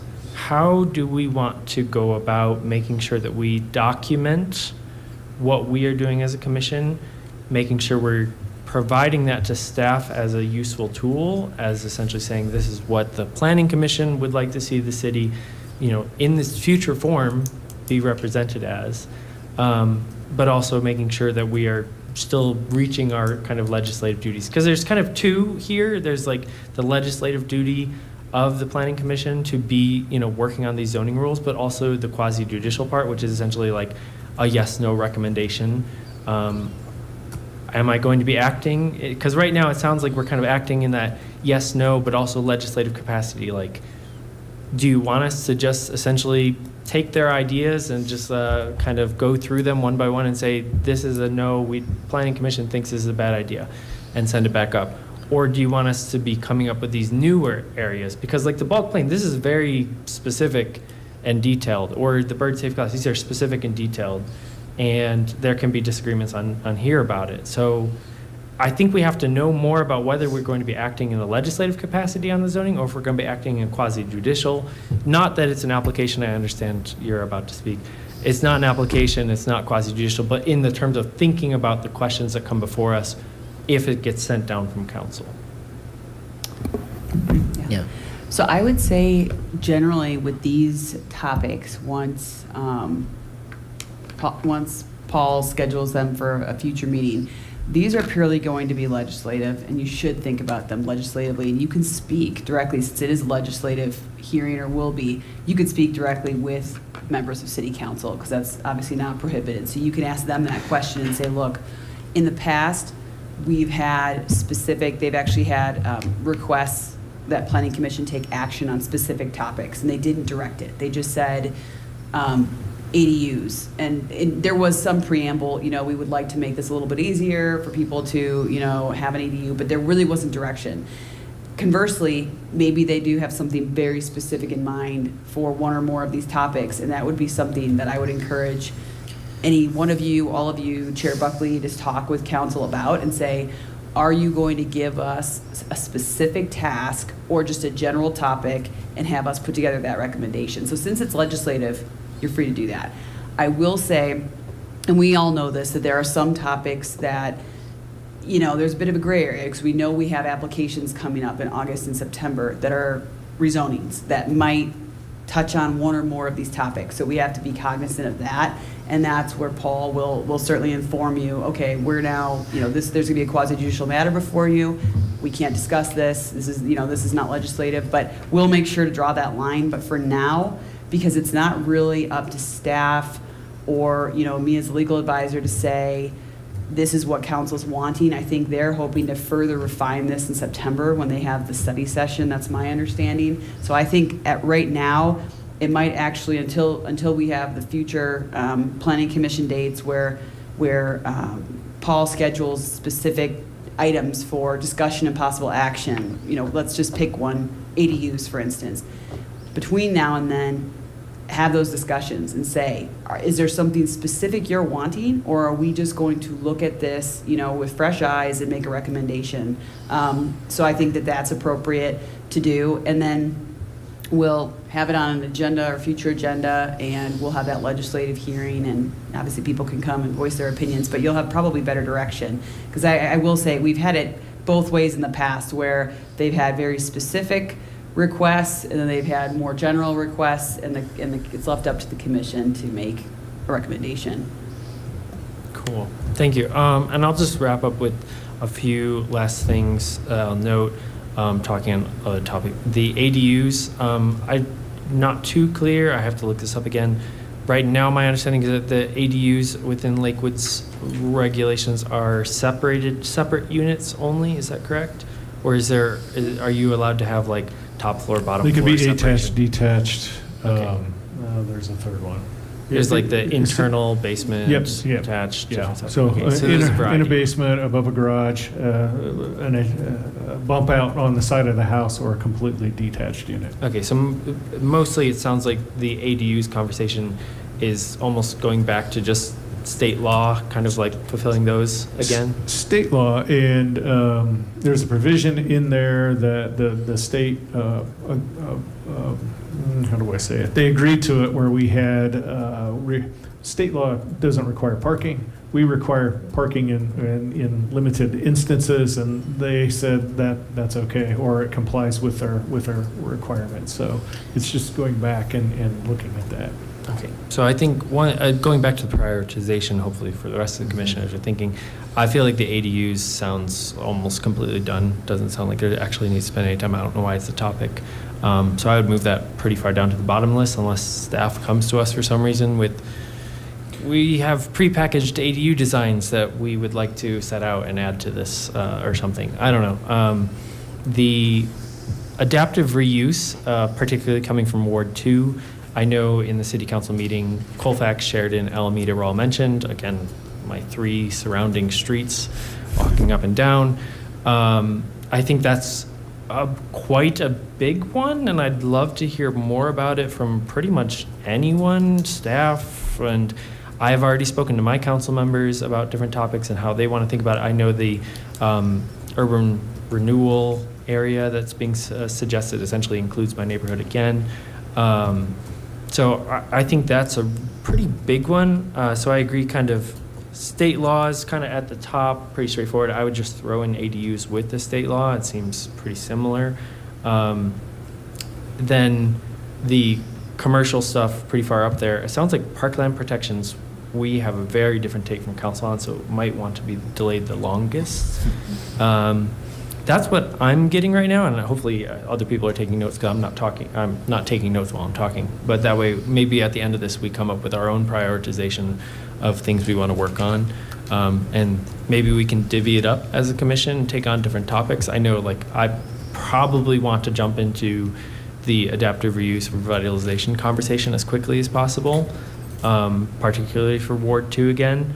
But the caps on SFUs or stuff, I don't find it that interesting, or different stuff have other areas.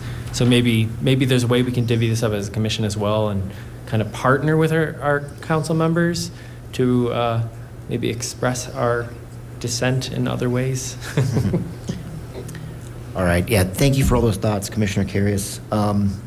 You raised some good procedural points. I think you asked a question somewhere earlier to the effect of, how do we make our intentions known? How do we actually make recommendations? I mean, the procedure is relatively straightforward in concept, even if it's difficult to sometimes arrive at.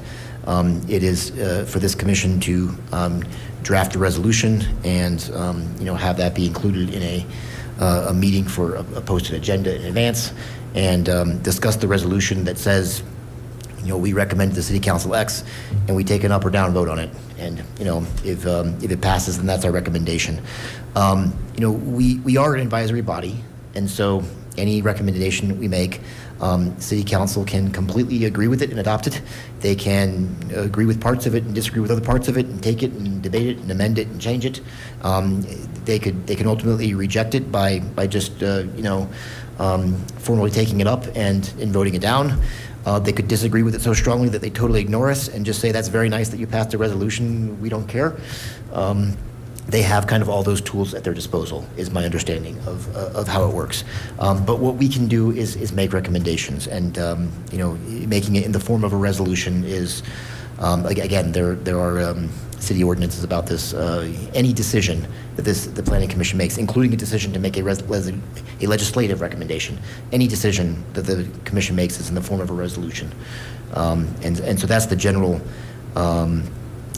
procedure. And so to get to that, that is in the past, in my experience on this commission, it's been multiple meetings discussing the substance of what's going to go into that, coming to enough of agreement to get something drafted, and then having that be advertised, possibly making motions to amend it once it's drafted and before us and been noticed to the public, and then ultimately taking an up or down yes/no vote. And so, Chair Buckley, Mr. may I offer Mr. Rice, go ahead. a suggestion? One of the things, if you're looking at priorities, I can put together the 8 items that I read earlier, ship them off to the commission. Each commissioner can prioritize 1 through 8, send them back. I can show what I got back as a result, what the number 1, 2, 3. I can prioritize those and send them back, and then we can discuss at the next meeting if that's what you want. But we kind of do a poll, I guess, is what I'm saying, to get an idea of what everyone's thinking. I like that as a practical method of gauging where everyone's at and what our priorities are. So I guess that would be conducted over email, so it would need to be, I guess, re-summarized at the next meeting or a future meeting, so that it's transparent to the public, what we prioritized as, and why we're doing going forward, right? Just I guess the principle that open meetings, we make decisions in meetings, and so I think that's a good procedural thing, as long as we're clear and transparent about it at the next meeting where it gets discussed, the results of that prioritization. Okay, but I will do that. Okay, great. Commissioner Molinar. Yeah, thank you, Chair. My comments seem a little bit expired now, but I just wanted to mention that I concur with Commissioner Holman, especially when it concerns grant opportunities. That, of course, is something that we do have to keep in mind. And then I also wanted to say that I certainly feel the sentiment that Commissioner O'Neill expressed, and that parkland protection and tree preservation is somewhat reactionary. But on the other hand, I do not look forward to having same scenarios play out as we have seen in the past over these things. So in that regard, I would like to tackle these things just so that we, don't have sort of the same scenario unfold for us.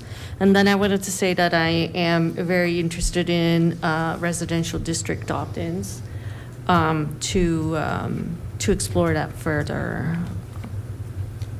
And that was it. Thank you. Thank you, Commissioner. Commissioner Williams. Thank you, Chair.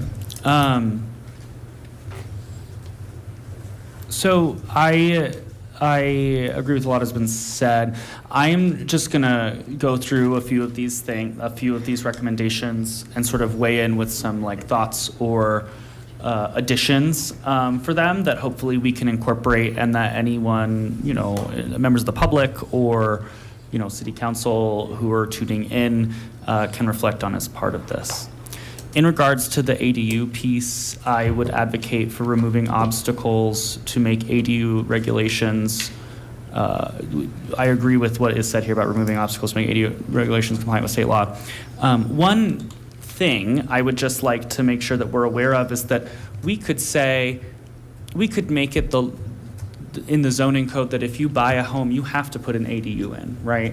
But that doesn't actually, in theory, that would remove all the barriers, right? You would have to do it. But the reality is that even if we made it as easy as possible to put an ADU, there are a variety of other barriers that exist beyond the scope of what Planning Commission can do.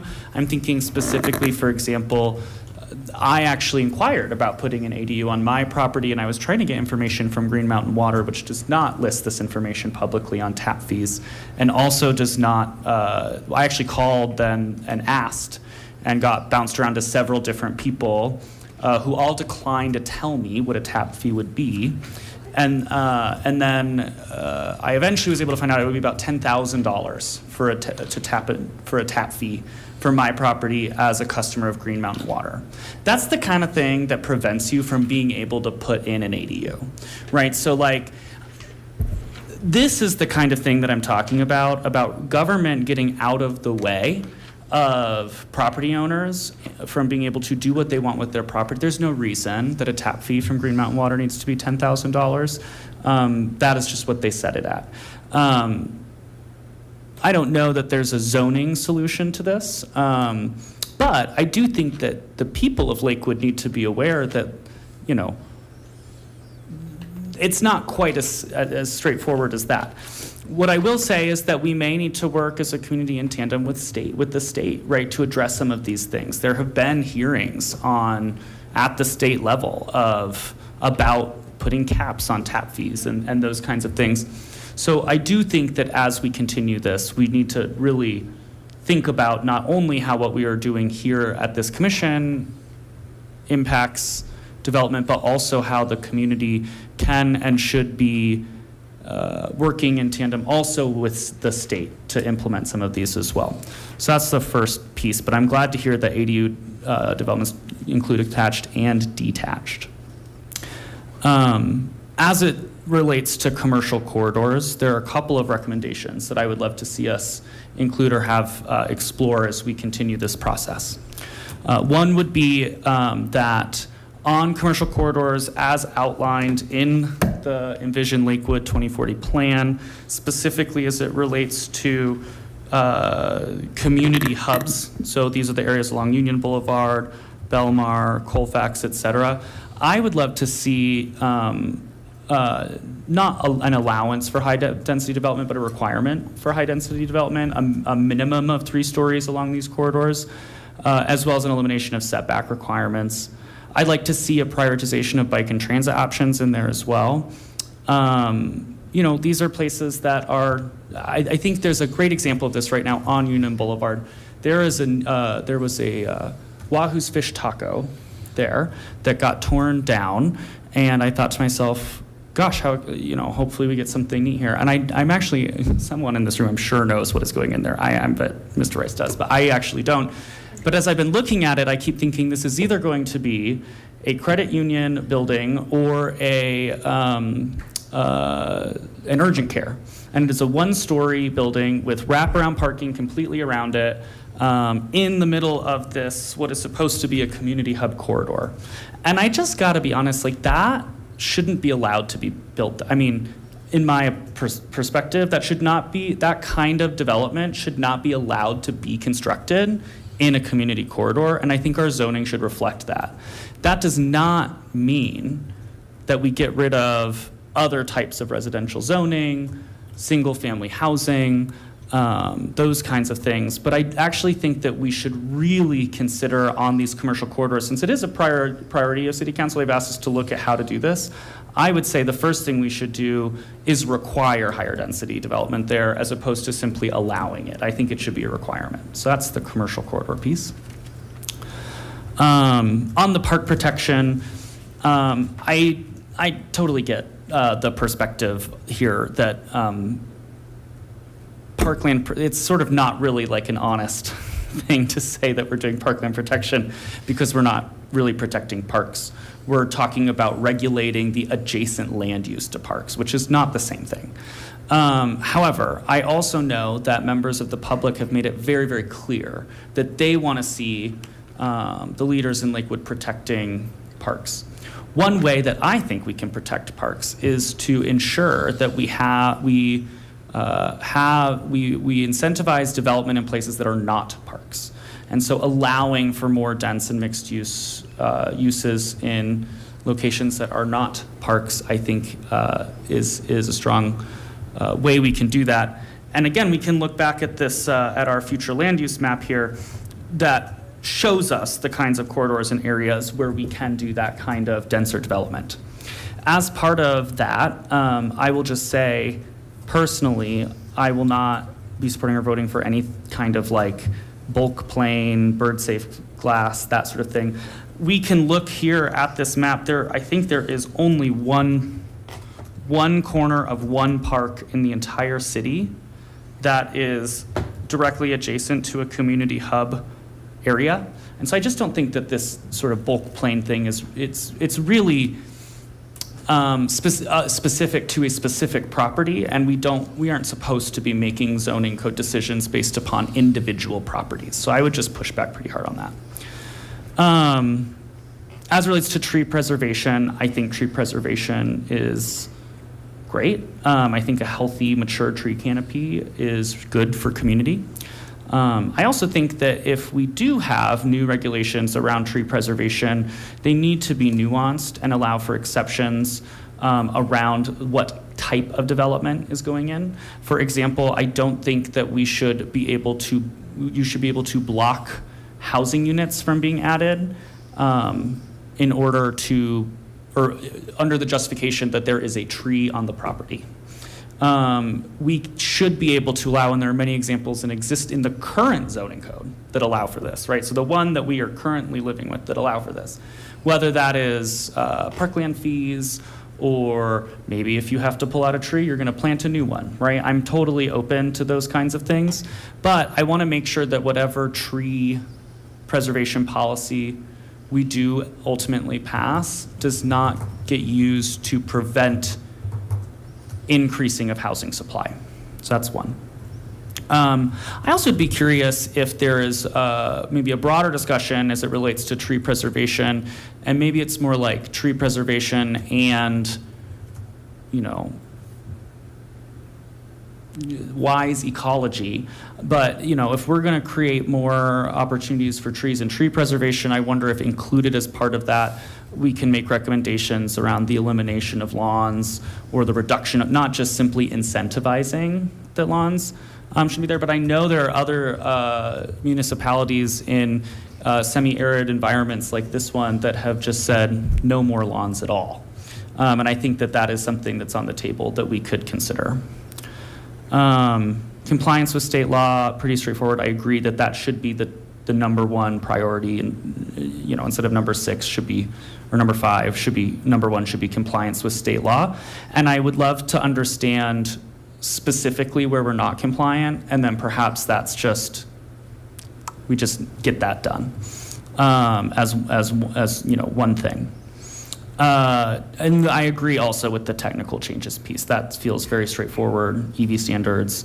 I'm also wondering if landscaping regulations, that would be a place where we could talk about, eliminating of lawns and or outdoor watering. In terms of residential district opt-in, I confess I'm not very familiar with this as a concept. I'm excited to learn more, not over time, right? I'm curious though if there's any examples of an opt-out model rather than an opt-in model. I tend to feel that an opt-in model is that a property owner can opt into what they want to do with their property, and I think that a neighborhood-wide opt-in model is really just it's basically an HOA. Like, respectfully, like that is what an HOA is you buy a house, and I bought a house in a place that doesn't have an HOA because I don't want my neighbors sort of being able to run roughshod over what I want to do with my property, for lack of a better term. So rather than an opt-in, I would be really interested in exploring what an opt-out. If a whole neighborhood says we don't want this, great, then they can opt out. But I think an opt-in is just an HOA. That's sort of, and I get that there's probably, the lawyers in the room will tell me that that's really not the case. But I think functionally, right, I sort of worry about that. In terms of the single-family house size cap, I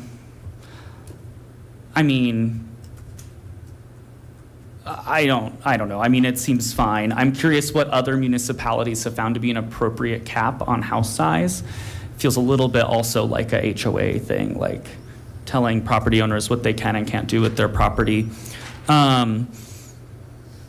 Not opposed to it necessarily. I'd like to better understand, like, how do we determine what an appropriate square footage is, and who decides that, and then what? And then what does that mean for homes that are already larger than that moving forward? I suppose the assumption is that they're, grandfathered in. I think we don't like the phrase grandfathered in, but there's a different, whatever that is, that they're allowed to continue to exist. But then how do, that's, pretty unfair and unequitable from a community-wide standpoint, because then we've created a scenario where you have these assets that are going to be valued significantly higher than anything else that would be available within the market. And so I have some concerns around that. I would be interested in, maybe there's a scenario where then we can require, when you go to sell the home, maybe you have to subdivide it or something, so reduce the kind of square footage. I don't know. I think that we can have a discussion and explore that. Anyways, I appreciate sort of the opportunity to ramble a bit on these and sort of talk about some of my notes, but I listened to the study session on Monday with City Council, and my interpretation of that is that they're asking us to look at these and figure out how we could do them. And from where I'm sitting, looking at these 8 specifically, I think these are some ways that we can start to craft policies around them that I think can really do a lot to benefit the community. So I'll yield my time, but thank you so much for the opportunity to address each of those. All right. Yeah, thank you for your thoughts, Commissioner Williams. I guess, everyone's doing this. I'll just go through the list too. I will emphasize, Mr. Rice offered that he will email all of us, and we can respond to that email 1 through 8 with what our priorities are, and he'll come back with a documentation of how we all selected that, so that it's transparent for all of us, it's transparent for the community, and we can begin to get to work with what we think our highest priorities are. But I am noticing some trends already. I think the commercial corridors, state law alignment, and technical changes are things that it seems like we all have broad consensus are among our higher priorities. ADUs are either maybe a high priority because we think there's not much to change there, or perhaps they're a lower priority because there's not much to change there. But we at least seem to have consensus there that, well, there's not much to change there. So maybe I would suggest maybe it could be a higher priority because it's nice to get some, it'll be nice to start checking some items off of this list and get some quick wins. Yeah, my personal feelings of what my priorities should be do kind of mirror what I just said. I'm hearing as a consensus from others. The state law alignment, I mean, we got to comply with the law. I know there's arguments out there that, hey, actually, we're a home rule city, and no, we don't really have to. But to me, these arguments have always not made any sense to me. They're based on this idea that a home rule city can literally do whatever it wants and that no state laws apply to a city. And that is just not what the Constitution of Colorado means. Home rule cities have home rule authority with respect to issues that solely affect themselves. The whole reason the state has passed some of these laws regarding, regarding housing, regarding planning, regarding things like you need to have a qualifying water element in your plan, is because our state legislators have recognized, I think, what is just an obvious truth, that housing issues cross borders of municipalities. Water issues cross borders of municipalities. And so, what happens in Lakewood does have an impact on Wheat Ridge and on Denver, and what happens in those communities has an impact on us. Much as we might wish it were true, Lakewood is not an island and a fortress unto itself, impervious to any effects of the outside world. We live in a region, in a community, in a state, and all these things have multiple layers of interdependency. And so, the city still within the state laws that have passed has enormous latitude to set requirements of what development looks like and where it goes, that is suitable to us, and those kinds of things of exactly what we want maybe a building to look like, or exactly what we want this zone district to look like, or exactly where this particular zone district is appropriate within our geography that we know best, is still totally under our purview and control and does just affect ourselves. But the idea that, in a state with a housing shortage, a city can just say, let's not build housing, that's not a credible argument to me. And so we have to comply with the law. In a state where, water has been an issue, since 1,000 years ago, when the ancestral Puebloan people left what is now the state of Colorado because of a severe drought and they couldn't afford to live anymore. Like, we always have to conserve water in the state of Colorado. That has always been true. It accounts for the unique water law that exists in this state, and it's ever true now in a severe drought rule. We cannot hide our heads in the sand and pretend that water is solely an issue of local concern, and home rule defense makes something like water impervious to any of our attempts to, defy the state in how water is managed or used. Our zoning code should be aware of what a precious resource water is, and be aware of the fact that how we use water in Lakewood affects jurisdictions around us and throughout the state, and be aware of the fact that the statewide decisions impact our water too. And so we will do our part of what makes sense to us to be good stewards of our water, and fully cooperate with state laws that put requirements on us to do that, recognizing that it is a partnership with the state to address these issues that are inherently of a statewide and a local concern. If I haven't made myself abundantly clear enough in that, we have to follow the law, right? It's just not credible to go around saying, let's defy the law, and that's our strategy of things. I think there are people in our community who I've heard say that. To me, that has never made sense. Getting in alignment with that, to me, is definitely one of the top and immediate priorities. The technical fixes in our code, just a lot of these are implementing lessons learned through the 13 years now that the current iteration of our zoning code, with only a few minor changes along the way, has been in effect. We would be silly not to to learn some of those lessons. A lot of these things are not revolutionary changes of what land use looks like in the city of Lakewood. They're just things that make the process better, that make things more transparent, that give people more of a voice, that give developers much more clarity of what they can and can't do, and give other neighbors much more clarity of what someone else around them can and can't do. And just overall makes the process more efficient. And we talk about barriers to things. I think Commissioner Williams has spoken eloquently a lot about. There's a lot of things that are just barriers that get in the way. Like the local government can get out of its own way by just giving applicants who want to do some sort of land use a clearer path and a clearer process. And a lot of those technical fixes, I think, kind of fell into that realm. And so just streamlining permitting and what is expected at every step along the way, so that everyone knows better, it just makes a ton of sense, and I think is something that we should address higher up. I'm interested in what council termed the opt-in to a missing middle housing zone. I'm interested in what staff learns about what Cincinnati did, and maybe other jurisdictions like Denver has been mentioned tonight. I'm interested in learning more and talking more about Commissioner Williams' opt-out idea. I'll recognize that staff gave us an opt-in mission, but there's a lot of ways we could formulate that, and I think we have a right as a commission to discuss that and make our own independent recommendations. And again, these recommendations can be accepted or not by council. We know that, but it is our duty to make land use recommendations. That's what the charter empowers us to do. Capping the size of single-family homes, this kind of comes into play, I think, because the zoning update that we attempted, the omnibus last year, did introduce a new cap in low-form residential zones that on square footage of homes that didn't exist before.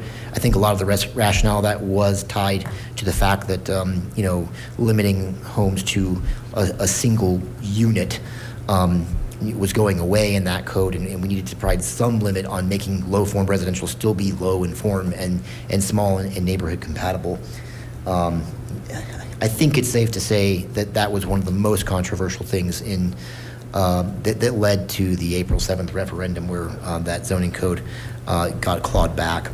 And so I mean, just politically and realistically and honoring what the community has said, I don't see a realistic path forward where we introduce something that's quite the same as what was in the last zoning update of allowing multiple units in every single current R1 district citywide. That idea, politically and practically, and honoring what our electorate said is just dead. And so I don't know, this idea of capping the size of single-family homes that went along with it, I don't know how much we need that. I'm certainly open to talking about it, and the city council is tasked it with it, so I think it is appropriate we do talk about it, but to me that is a lower priority than things like revitalizing our struggling corridors, complying with state law, and doing a lot of the technical fixes that are in the code. So those are my priorities. Others have put up their lights again, so Commissioner Holman. Yeah, I would just like to express similar concerns about opt-in versus opt-out. I think we should be considering what we want the default to be. And I think after seeing so much community engagement to repeal the zoning that we saw earlier this year, I think that there is a lot of desire to, opt out of the zoning. But then for communities, like specifically thinking of Ward 2, where we have, I just looked it up, the lowest voting participation of any of the wards. And also, in my opinion, the most opportunity for housing growth and transformation. I mean, we have 3 train stations. We have Edgewater to the north, which has done great things in the past 10 years. West Colfax and Denver also doing great things in the last 10 years. And we're kind of falling behind. And I worry that if it's an opt-in situation, then the residents of Ward 2, even though they may desire change, they may not be aware of what's going on in the city. And it would be easier to have communities opt out of zoning updates than it would be to opt into them, even if it may be beneficial for less participatory communities. And may I share a comment? Go ahead, Mr. Rice. The opt-in, opt-out may be complicating things a little bit. It's kind of one and the same. Essentially, what the concept is, you've got a group of neighbors, and they want to do this or they don't. And there's a modified process for them to do that. Right now, the process is a full rezoning where you notice all the people have to, if you've got 10 people on a block, they all have to sign that they're applicants, and then they follow the rezoning process. Is there a way, if the neighborhood group wants to do something as a whole, and what that whole means, 50%, 90%, I don't know, can they do it, and can council, is there an easier way? Is it legislative versus the quasi-judicial type thing? And it could be in or out. That's what I'm saying. We're kind of looking to it. So it's not just an in, it's how does this group have a process that's a little easier than what we have now? I think is the way I would look at it. Okay, I gotcha. Yeah, I would just ask that consideration for what the default is based on that. Okay, thank you, Commissioner Holman. Commissioner Carius. There's the button. Sorry, there's the button. One thing I was thinking about, deviating from the eight topics at hand, 7 topics, whatever there is.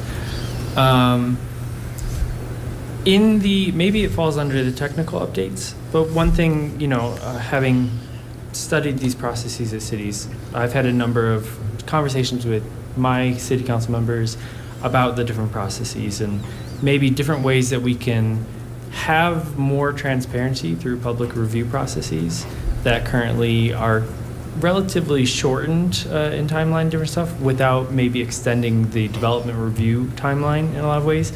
These, to me, seem like relatively technical topics, but maybe not the ones that were being considered under last year's zoning proposal that would require some more in-depth conversations with staff about how do we maintain the timeline. But I'm kind of wondering, is this an area that we could explore within those technical updates? Because I think what I've heard as well from both my city council members as well from other business owners, I think the opt-in is kind of one of those discussions, or starting one of those discussions, is the need for greater flexibility in these processes in order to allow people to come to the city and propose projects, build projects, get that public feedback, and make sure they're still moving through the process in a meaningful way, collecting that feedback. The city's collecting that feedback as well, but also making sure we're not slowing things down or creating veto points along the way that will stop a project from moving forward. But there is kind of a number right now where like we said, with the urban renewal areas, like not coming to planning commission. That was something I was used to seeing in other cities. So I've seen other cities, planning commissions review them, not reviewing site development plans, not reviewing these things. That's where you see the trees going onto the property. That's where you see the discussion of these stuff. I don't know who reviewed my apartment building, but I can tell you its layout and its outside design. Whatever planner did that, I scold them. Don't tell me who they are. I will scold them personally. It's a terrible livable layout, but that's the thing. It meets all of the building codes and everything the zoning expected of the building, but that doesn't make a building livable or healthy or meeting all the goals of the comp plan that we've set out. So I think there's a need for some way to review that process to make sure we're having ongoing conversations, not only with developers, but with city staff, with city council, about how are we making these buildings livable? How are we making sure those developments make it through the process, but they're coming out of the process better on the other end? Because to me, the development process is not just about somebody wants to build things, it goes in, our planners make sure it meets all the rules, it comes out the other side ready to go. No, it's also about a negotiation between the residents of the city, the representatives of the city, trying to say, okay, well, I hear you want to build this apartment building, this neighborhood could maybe use something slightly different, or maybe it needs a garden in the backside instead of a dog park. I remember one project I was reviewing. It was going to be the third dog park in the same neighborhood. The third dog park. But that was allowed under the zoning code. It wouldn't break any rules, but essentially, the commission had to step in and say, no, we don't need a third dog park right next to each other. And those, I think, are the smaller details we're missing out in Lakewood's process. That might also be the reason why people in Lakewood feel they don't have the transparency that they want, because the process right now is really shuffling a project from one end to the next, like an assembly line, and not being a part of the conversation with the developer. And developers, I fully understand, don't really want to be engaged in those conversations, but they are forced to by other cities. They're forced to engage in those conversations by the processes that we put forward, by the fact that the Planning Commission has quasi-judicial power that essentially says, these are our recommendations, we recommend this up to City Council, you should probably enforce these rules. Or we start to catch on to these details about new things developers are proposing that maybe need changes and different stuff.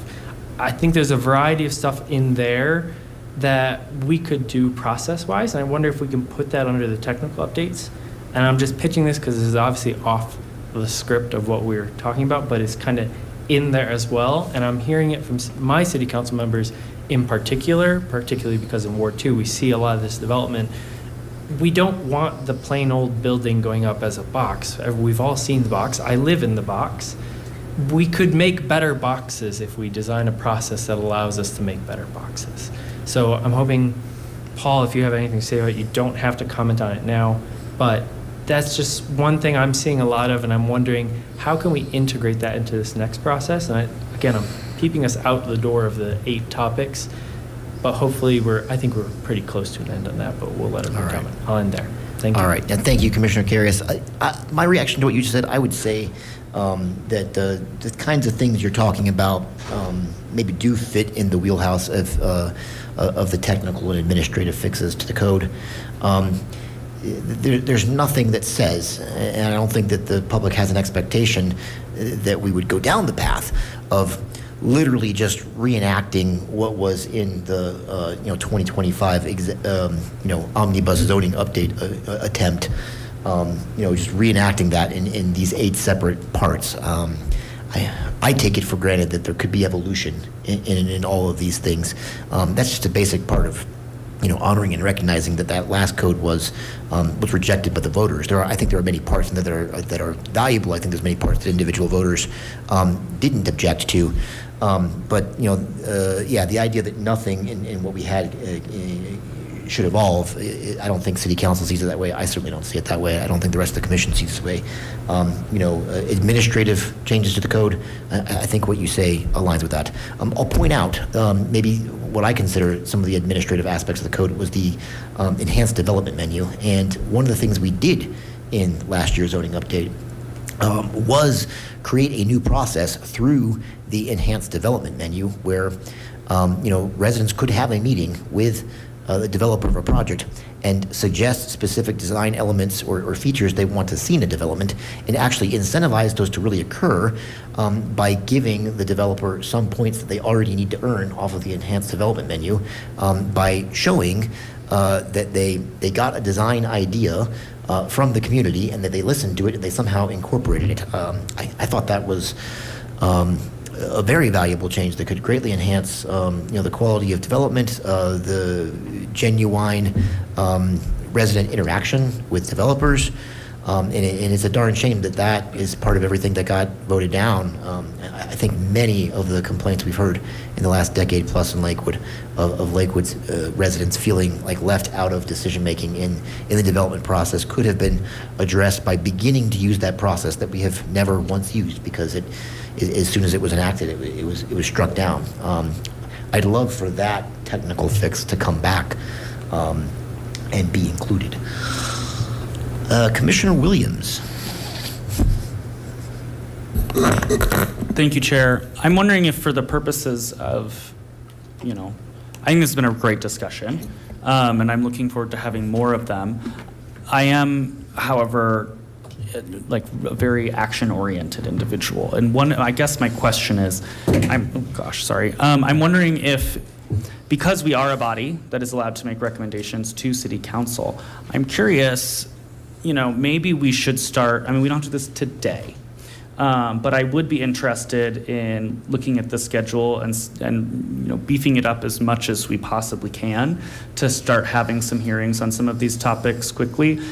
Honestly, I would be fine sort of tackling like 2 at a time, right? Maybe like one meeting is the first 2, next meeting is the next 2, and we can work with staff to sort of do a rewrite of some of this stuff and then just like pass them to city council one at a time and sort of then give, the community the opportunity to talk about each piece at a time, which I think is a big part of the goal, and something, Chair, I hear you saying about sort of this representative of a omnibus zoning code being like a large thing. I think if we are able to sort of pass out 1 or 2 things at a time, as opposed to just a whole bulk of them, that will allow for better participation with the public, more clarity with the public on what exactly is happening. And if we sort of take 2 at a time, bulk up our meetings as much as possible, we can sort of move these along still quickly, but, in a way that,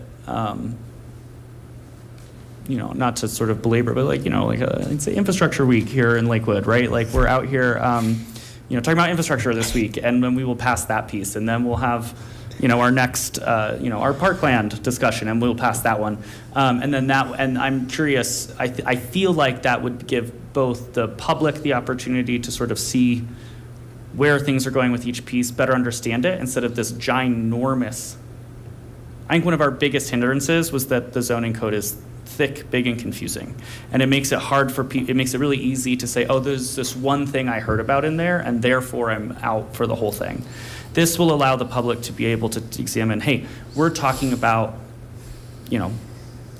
ADUs as an attached and detached style today. Next week, we're going to talk about commercial corridors.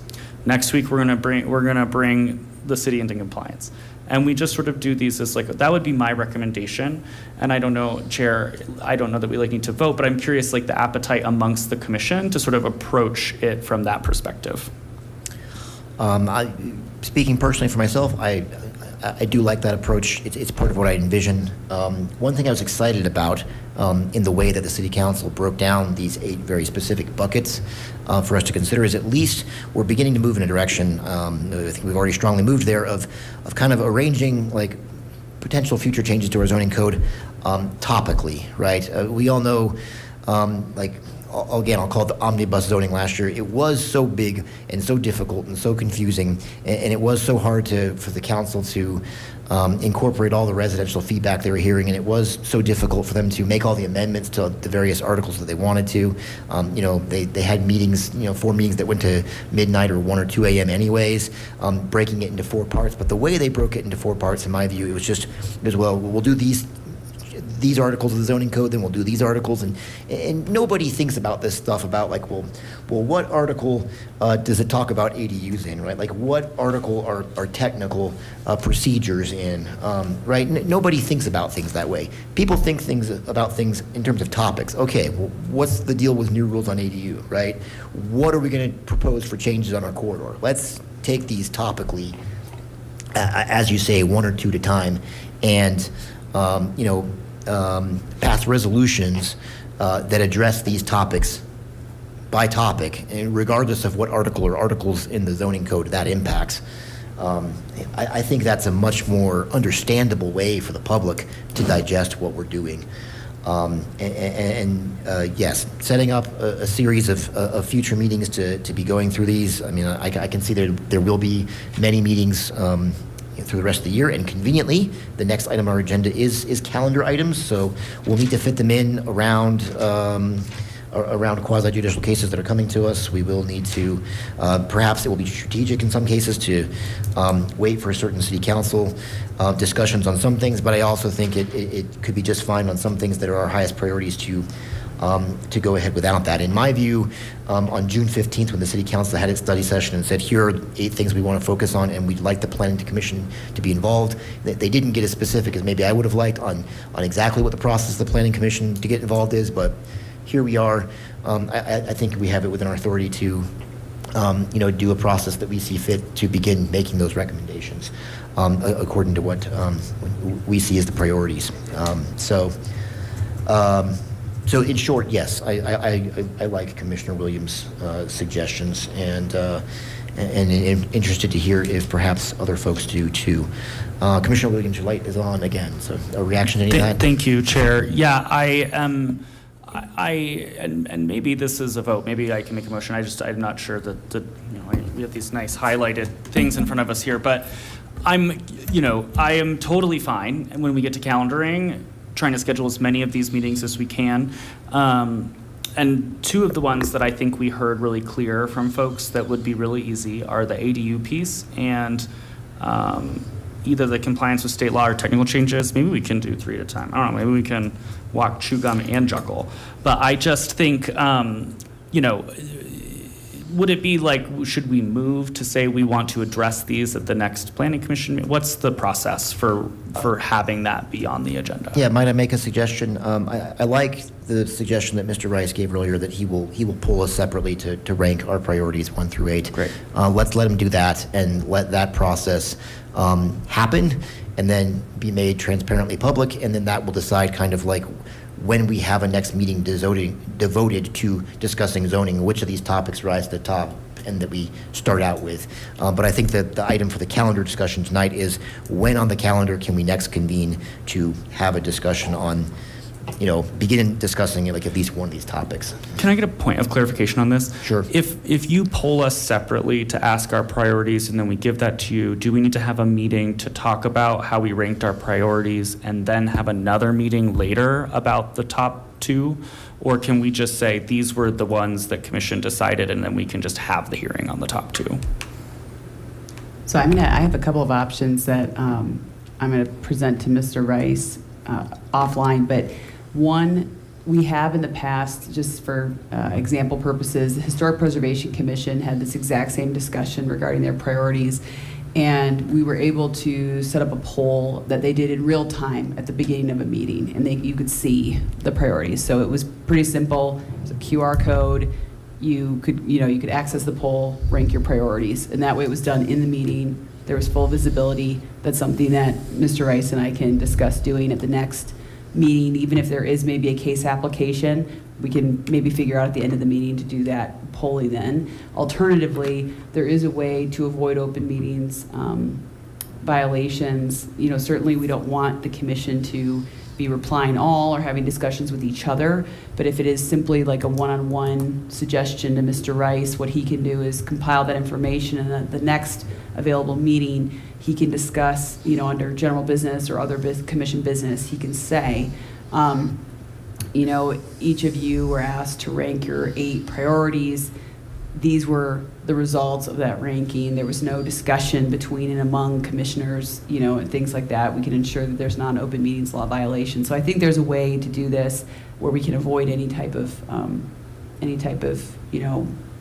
communications behind the scenes. Yeah, and we certainly don't want to do that. And we also, I also know, I'm trying to reduce the number of overall meetings, right? And so my question is if we do that second option, it wouldn't be we then would take up the top 2 at that meeting. We would have to wait for the next meeting. Is that correct? Well, so it depends. So the next few meetings that Paul's going to discuss with all of you are going to have case applications. So we probably aren't going to have a full-blown zoning amendment discussion anyway, because we're going to be doubling up case applications. So my suggestion is there can be discussion under general business at one of those very first case application meetings, regular business meetings, about the priorities, and so that you will know the next time, okay, these are the things that will be discussed at the next meeting.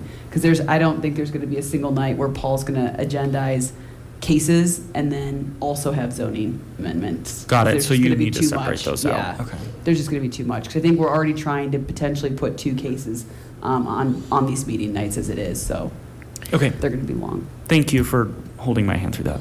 Right, and I will say from my perspective too, I agree with what Ms. Stanek just said. I think it's in the commission's best interest to, on nights we have quasi-judicial cases, let's do the quasi-judicial cases and handle all these legislative discussions separately. We know there's separate rules for our own conduct and how we approach legislative versus quasi-judicial matters. And so let's kind of just keep them on separate nights. I'm seeing no more hands up. I did get a request from Commissioner Carius for possibly taking a 10-minute break, but I think we're very close to the end because our calendar discussion is the next topic on the agenda, so hopefully that will not take too long. Commissioner Carius, are you agreeable with going into that, just powering through the end, or do you really need the break? No, I just think we should schedule a break. Yeah, okay. Let's schedule in at least a hour and a half break or something. All right, great. Please remember to speak into the microphone, but noted about your comment about scheduling breaks next time. There are no more hands up. I'm going to make the decision. We are done with this zoning discussion. I think we've had quite a lot of meat. Mr. Rice, take us into the next item on calendar. Calendar, this is something I generally do under general business. I put it on the agenda specifically because I need some dates. My August 5th date, I have 2 commissioners that can't make it, and a third resigned on me, so I'm not holding my, Jaime was here when that date was confirmed. So we're not doing August 5th. I have 9 cases that I'm looking for dates. 7 of those are ready for hearings. There are 2 that by the time we get dates for the other 7, they'll be queued up to go as well. The upcoming dates, and I'm going to send this out in an email. Commissioner O'Neill, I'll probably reach out to you separately as well as you're having email issues. August 12th, August 16th, we did pull for August 12th, and I did have availability from the commission on the 12th. Is that still true? Can you tell me that tonight, or do I need to do that in an email? Could you give a thumbs up or down? I'm good. 4, 5. Okay. I've got 5 out of 6, so we'll keep the 12th because also as we talk about these dates, a month ahead of time, notice goes out, right? So I'm pushing up against that, whether I've got to reschedule this one. All right, so right now I have confirmation for the 12th. So then the next dates are August 16th and 26th. I'll send these out. September 2nd, 9th, 16th, and 23rd. Mr. Rice, you said August 12th was a date and August 16th. August 16th would be 4 days after the 12th. They can't, I'm sorry. They can't possibly both the be 12th and the Wednesdays. 19th. No, I wrote that date down. Thank you. Okay. The 19th and the 26th. August 12th and August 19th. Thank you. Okay. Like sometimes I can't read my own writing. So yes, the 19th and the 26th of the next in August. We'll send all these out. September sometimes is kind of interesting with when the holiday falls. It falls on a Monday. It's the 7th. So I don't know if the 2nd and 9th are available. I'll pull for those. I'm hoping to get one of those 2 dates as available for the commission. And then we have the 16th and the 23rd. And I'm also going to send the dates for October as well, which are the 7th, 14th, 21st, and 28th. So just some of you may not have planned out that far, but like I said, I'm hoping to have 4 meetings. 3 of those will probably have 2 items per night, and then a 4th one will be a standalone meeting itself. The items that are coming before you, they're generally something that could be accomplished in not a late evening. You're not going to go until midnight or something. So we'll be cognizant of that when we queue those up as well. Okay, so the 12th is confirmed. I'll poll when I send out the list of 8 for the availability on the other meetings. And if you'll confirm with me, then I can get the other applicants scheduled. So with that kind of starts to limit what we do zoning-wise as well.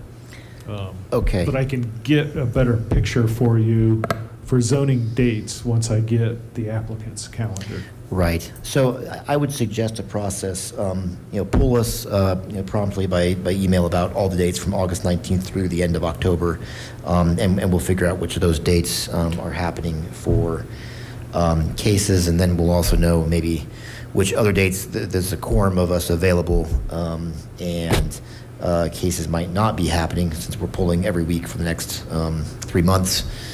And then at the next meeting, which will be on August 12th, I don't know, Mr. Rice, what would you prefer? I heard two suggestions. I heard the initial suggestion from you is that you can pull us via email of all of our priorities, and then on the August 12th meeting, we just kind of make that public as maybe part of a general business item after the cases that night, or else we do something like a real-time poll, like Ms. Stanek mentioned, the historic preservation used during a meeting. We can come to that August 12th meeting prepared to participate in that poll. I'm not partial to either method. I think they both work because they will both accomplish by August 12th, which is our next meeting anyways, it being out in the public and us having a knowledge of where we stand on prioritizations, and then we'll know enough about availability for these next dates, the next 3 months, where we can possibly at that time calendar the meetings where we go into these zoning discussions. So does that general framework sound good, and which method of polling us do you prefer? The quickest way is if I send it out and everybody emails me back. Let's do that If not, then. I've got to put something together, and then we actually wait for the evening of the 12th to do the poll. All right, I'm in favor of what's quickest and easiest. Okay, I'll send it out, and everybody, and I'll prompt everybody to reply if I don't hear from you. Okay, very good. And I do have one caveat. So at June 3rd, we, the commission voted, I'm not part of the commission, so I won't say we, the commission voted to make all regular meetings from July through the end of September, or all meetings regular meetings. So your study sessions as well as your regular meetings, but it only goes through September. So if we don't do that again on the 12th for October, November, and December, I only have 1 or 2 dates as we get into the dates with holidays. So I'll be asking if you would consider that as well, because to hold action items, you actually have to use a regular date. If you make regular meetings through the end of the year, then I don't have to pick the regular meetings versus the informational meetings. All right.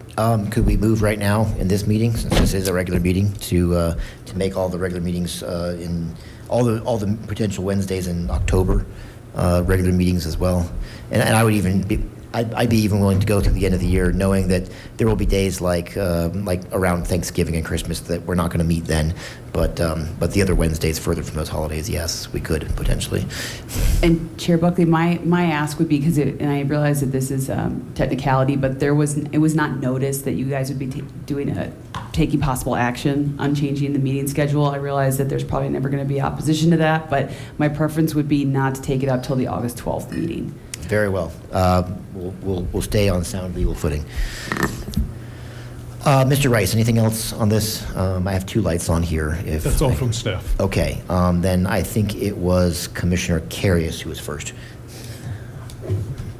Any more fun? Questions about the calendar. Just some things. I'm wondering, so we have a 30-day notice that needs to go out before we have these meetings scheduled and different stuff. One thing that seems to be making things more difficult, why aren't we scheduling items out just in advance, and then if the quorum's not there, postponing them 2 weeks later? Is that much of a harm to whoever the petitioner is, that they couldn't do it? Because that's what I've previously experienced. In that way, we just always had at least 2 meetings per month scheduled every month, regardless of what quorum was going to look like, and that way there was always something ready on the agenda every 2 weeks. Is there a reason why we don't do that? Because right now it sounds like we're going to move from a period of 1 meeting per month. Well, we had like no meetings per month, now 1 meeting per month, and then we're probably going to have to squeeze up to like 3 to 4 meetings per month, which I think the regularity of the timing of the meetings would probably be helpful to just schedule them out, regardless of if we know quorum. So when I have a full commission, I can get a quorum. When I don't have a full commission, I have difficulties getting a quorum. In fact, that happened. We had a meeting scheduled last year, I think it was in July, and it was an odd situation, and I had 2 commissioners call in that evening, and we couldn't hold the meeting. So staff was here letting people know that the meeting was canceled. So it's not something, it's actually getting commissioners on the calendar so that we could do that every 2 weeks. I haven't had that instance where it's been that regular. And then it's the applicant, right? The applicant has picked a meeting, so that July meeting date that we had in 2025, I don't think the hearing occurred until late September or October, because then the applicant wasn't available. Gotcha. No, I'm just going to make this a statement. I'm not going to make it a question. I think we should consider asking City Council for alternates to be appointed to the Planning Commission. This is a common thing that I've seen on other not city councils, but other planning commissions and other commissions in general, having alternate commissioners who can step in to vote on behalf of somebody who is appointed. And these alternates are then usually pretty quick to fill in vacancies that in a role, and they can be also appointed by the City Council through the same appointments process. I don't know how many alternates we'd need for the city, but yeah, I think it's something that would be a good thing to work on over the next few months, because if quorum is that difficult, it doesn't, I mean, so far it seems pretty good, but if quorum's been that difficult, then we need some real solutions to it.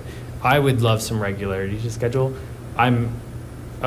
Like you caught me on the one meeting that I'll be out because I have a wedding, and unfortunately I don't get to choose the wedding dates. But the next 3 months I'm completely free. So that's why I'm thinking.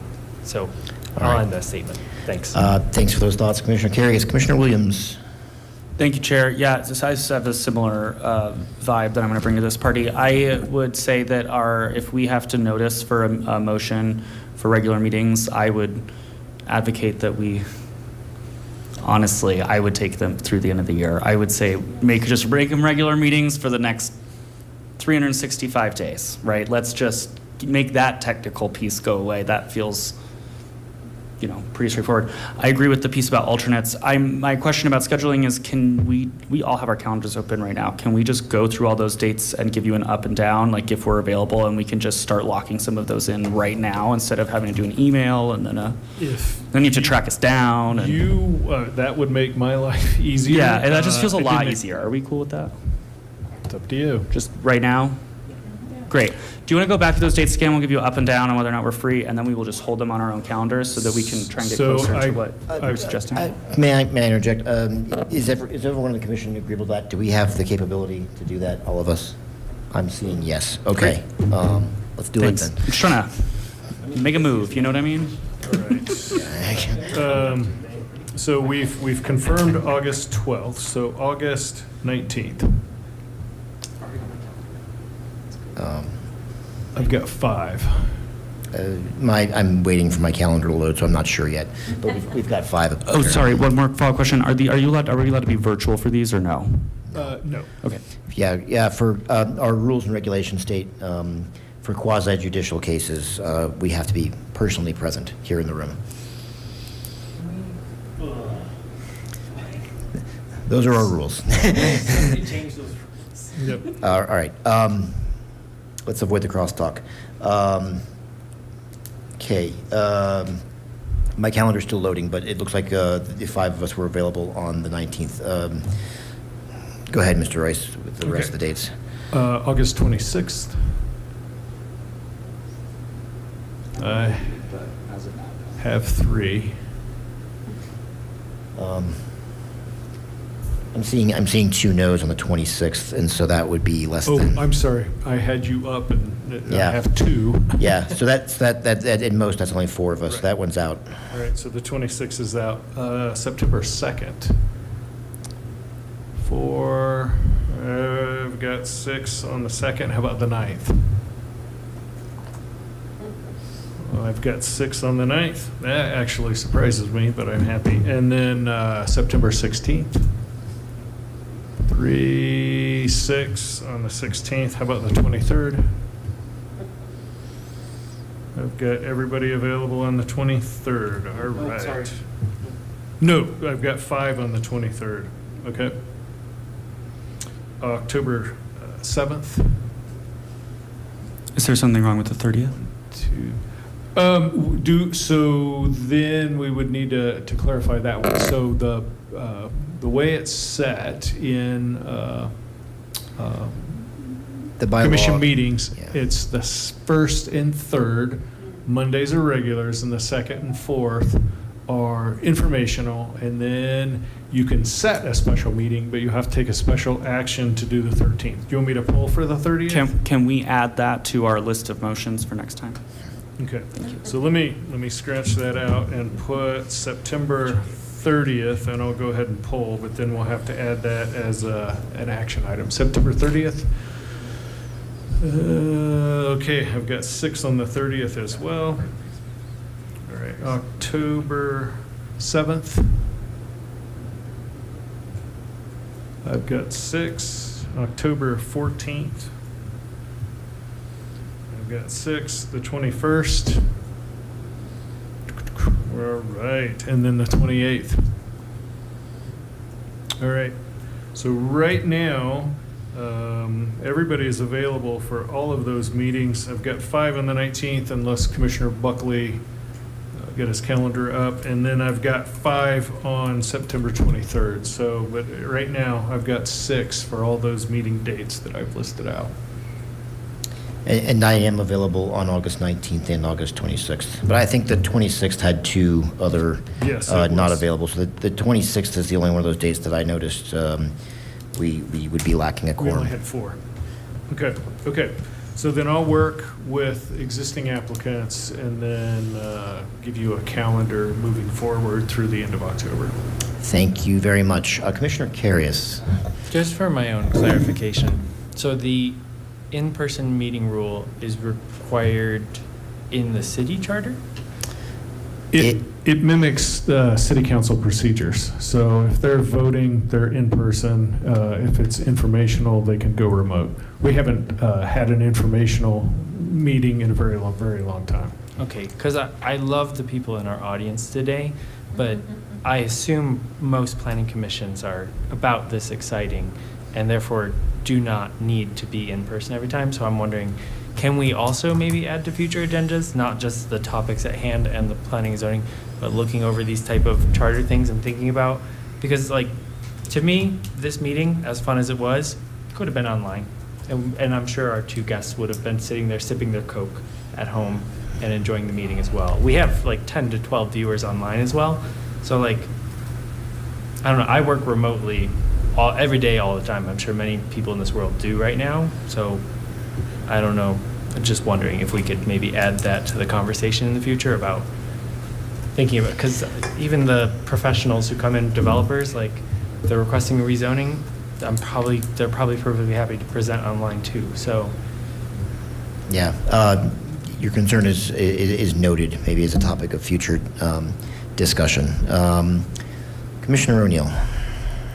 I just was going to, regarding the remote meetings, I think if we're going to go that path, my preference would be then it's everybody's remote or everybody's in person, because when we have done it with votes in the past, when someone's dialing in, I think we've voted in the past, it's been real clunky. People lose internet. It's just really, and if that's making the quorum, it causes a problem. Yeah. If that's the only way we have it. Yeah, I do recall one meeting in the past where we had one commissioner who was, or we had a couple who were absent and one commissioner who was attending remotely, and Yeah. that remote commissioner lost internet connection, and so midway through the meeting, we lost quorum. It was, And we had to it end it. was super awkward. So there may be reasons why we do what we do. Commissioner Carius. yeah, no, that's perfectly fair. I totally agree. It can be really challenging. Hybrid is particularly difficult to navigate with Robert's Rules of Order and all different things. I think the other thing I would mention is I would defer to staff to choose whether we came in person, and not like, it's usually pretty obvious to us if there's going to be a topic of debate and there's going to be lots of public comment and lots of stuff where this room would be necessary. I would defer to staff to pull us in person if we needed to be, and then remote for like anything that you see coming that's got 1 or 2 comments or something that's not really going on. Again, most people are willing to switch and we can schedule that. Is there a rule about when we need to schedule virtual versus in person? So right now, technically the only requirement is that if it is a quasi-judicial matter, that the body must be in person. And that is in the city council policies and procedures, which have within that, it says that any board, commission, or committee must follow the same policies and procedures. So any change would have to actually start at city council, and I'm just in terms of capacity and then bringing the policies and procedures back in the form of a resolution to make that change is unlikely. So I think for quasi judicial matters, the body will be here in person. For legislative matters, so these zoning code discussions, for study sessions or informational sessions, as Paul referred to them, those can be hybrid or remote. They're virtual. The only thing that we will need to know in advance is if we do have a study session or informational topic, or a preference to have, a legislative discussion be virtual or hybrid, we need to know before the agenda is posted so that Paul can indicate whether it is virtual, whether it is hybrid, whether it is in person, because that notice, once it's sent out, it's fixed. So people can't decide, like, never mind, we all want to be remote now. Like, we would have to, we would have to probably, renotice and have a different date and all of that. So I think for now, we can absolutely, we have flexibility with some of the hearing types, legislative and study session. We don't with quasi judicial hearings. So, and to get that, to achieve that, a change there would be very difficult. And I'm not saying impossible, but I just don't think they're going to come back to amend the city council policies and procedures and do that to allow that. All right, thank you for that additional information, Ms. Stanek.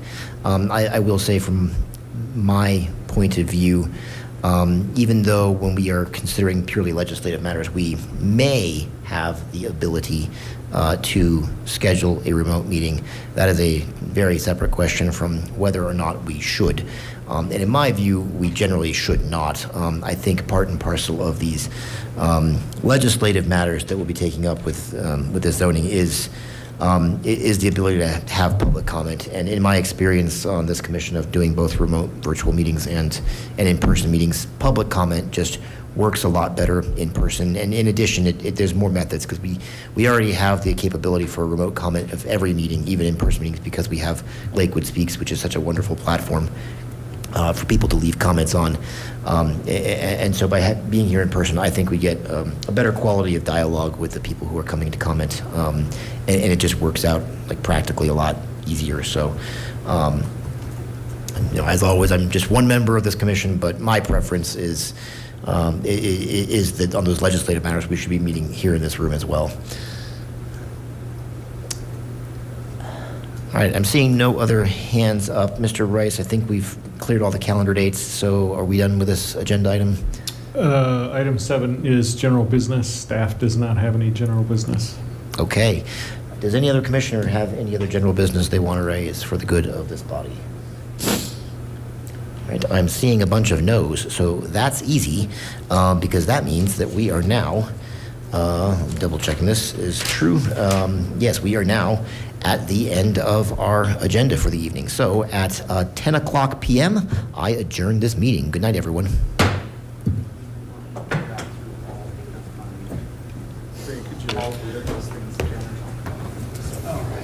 All right, very good. 3 hours. It is. I know. Hopefully.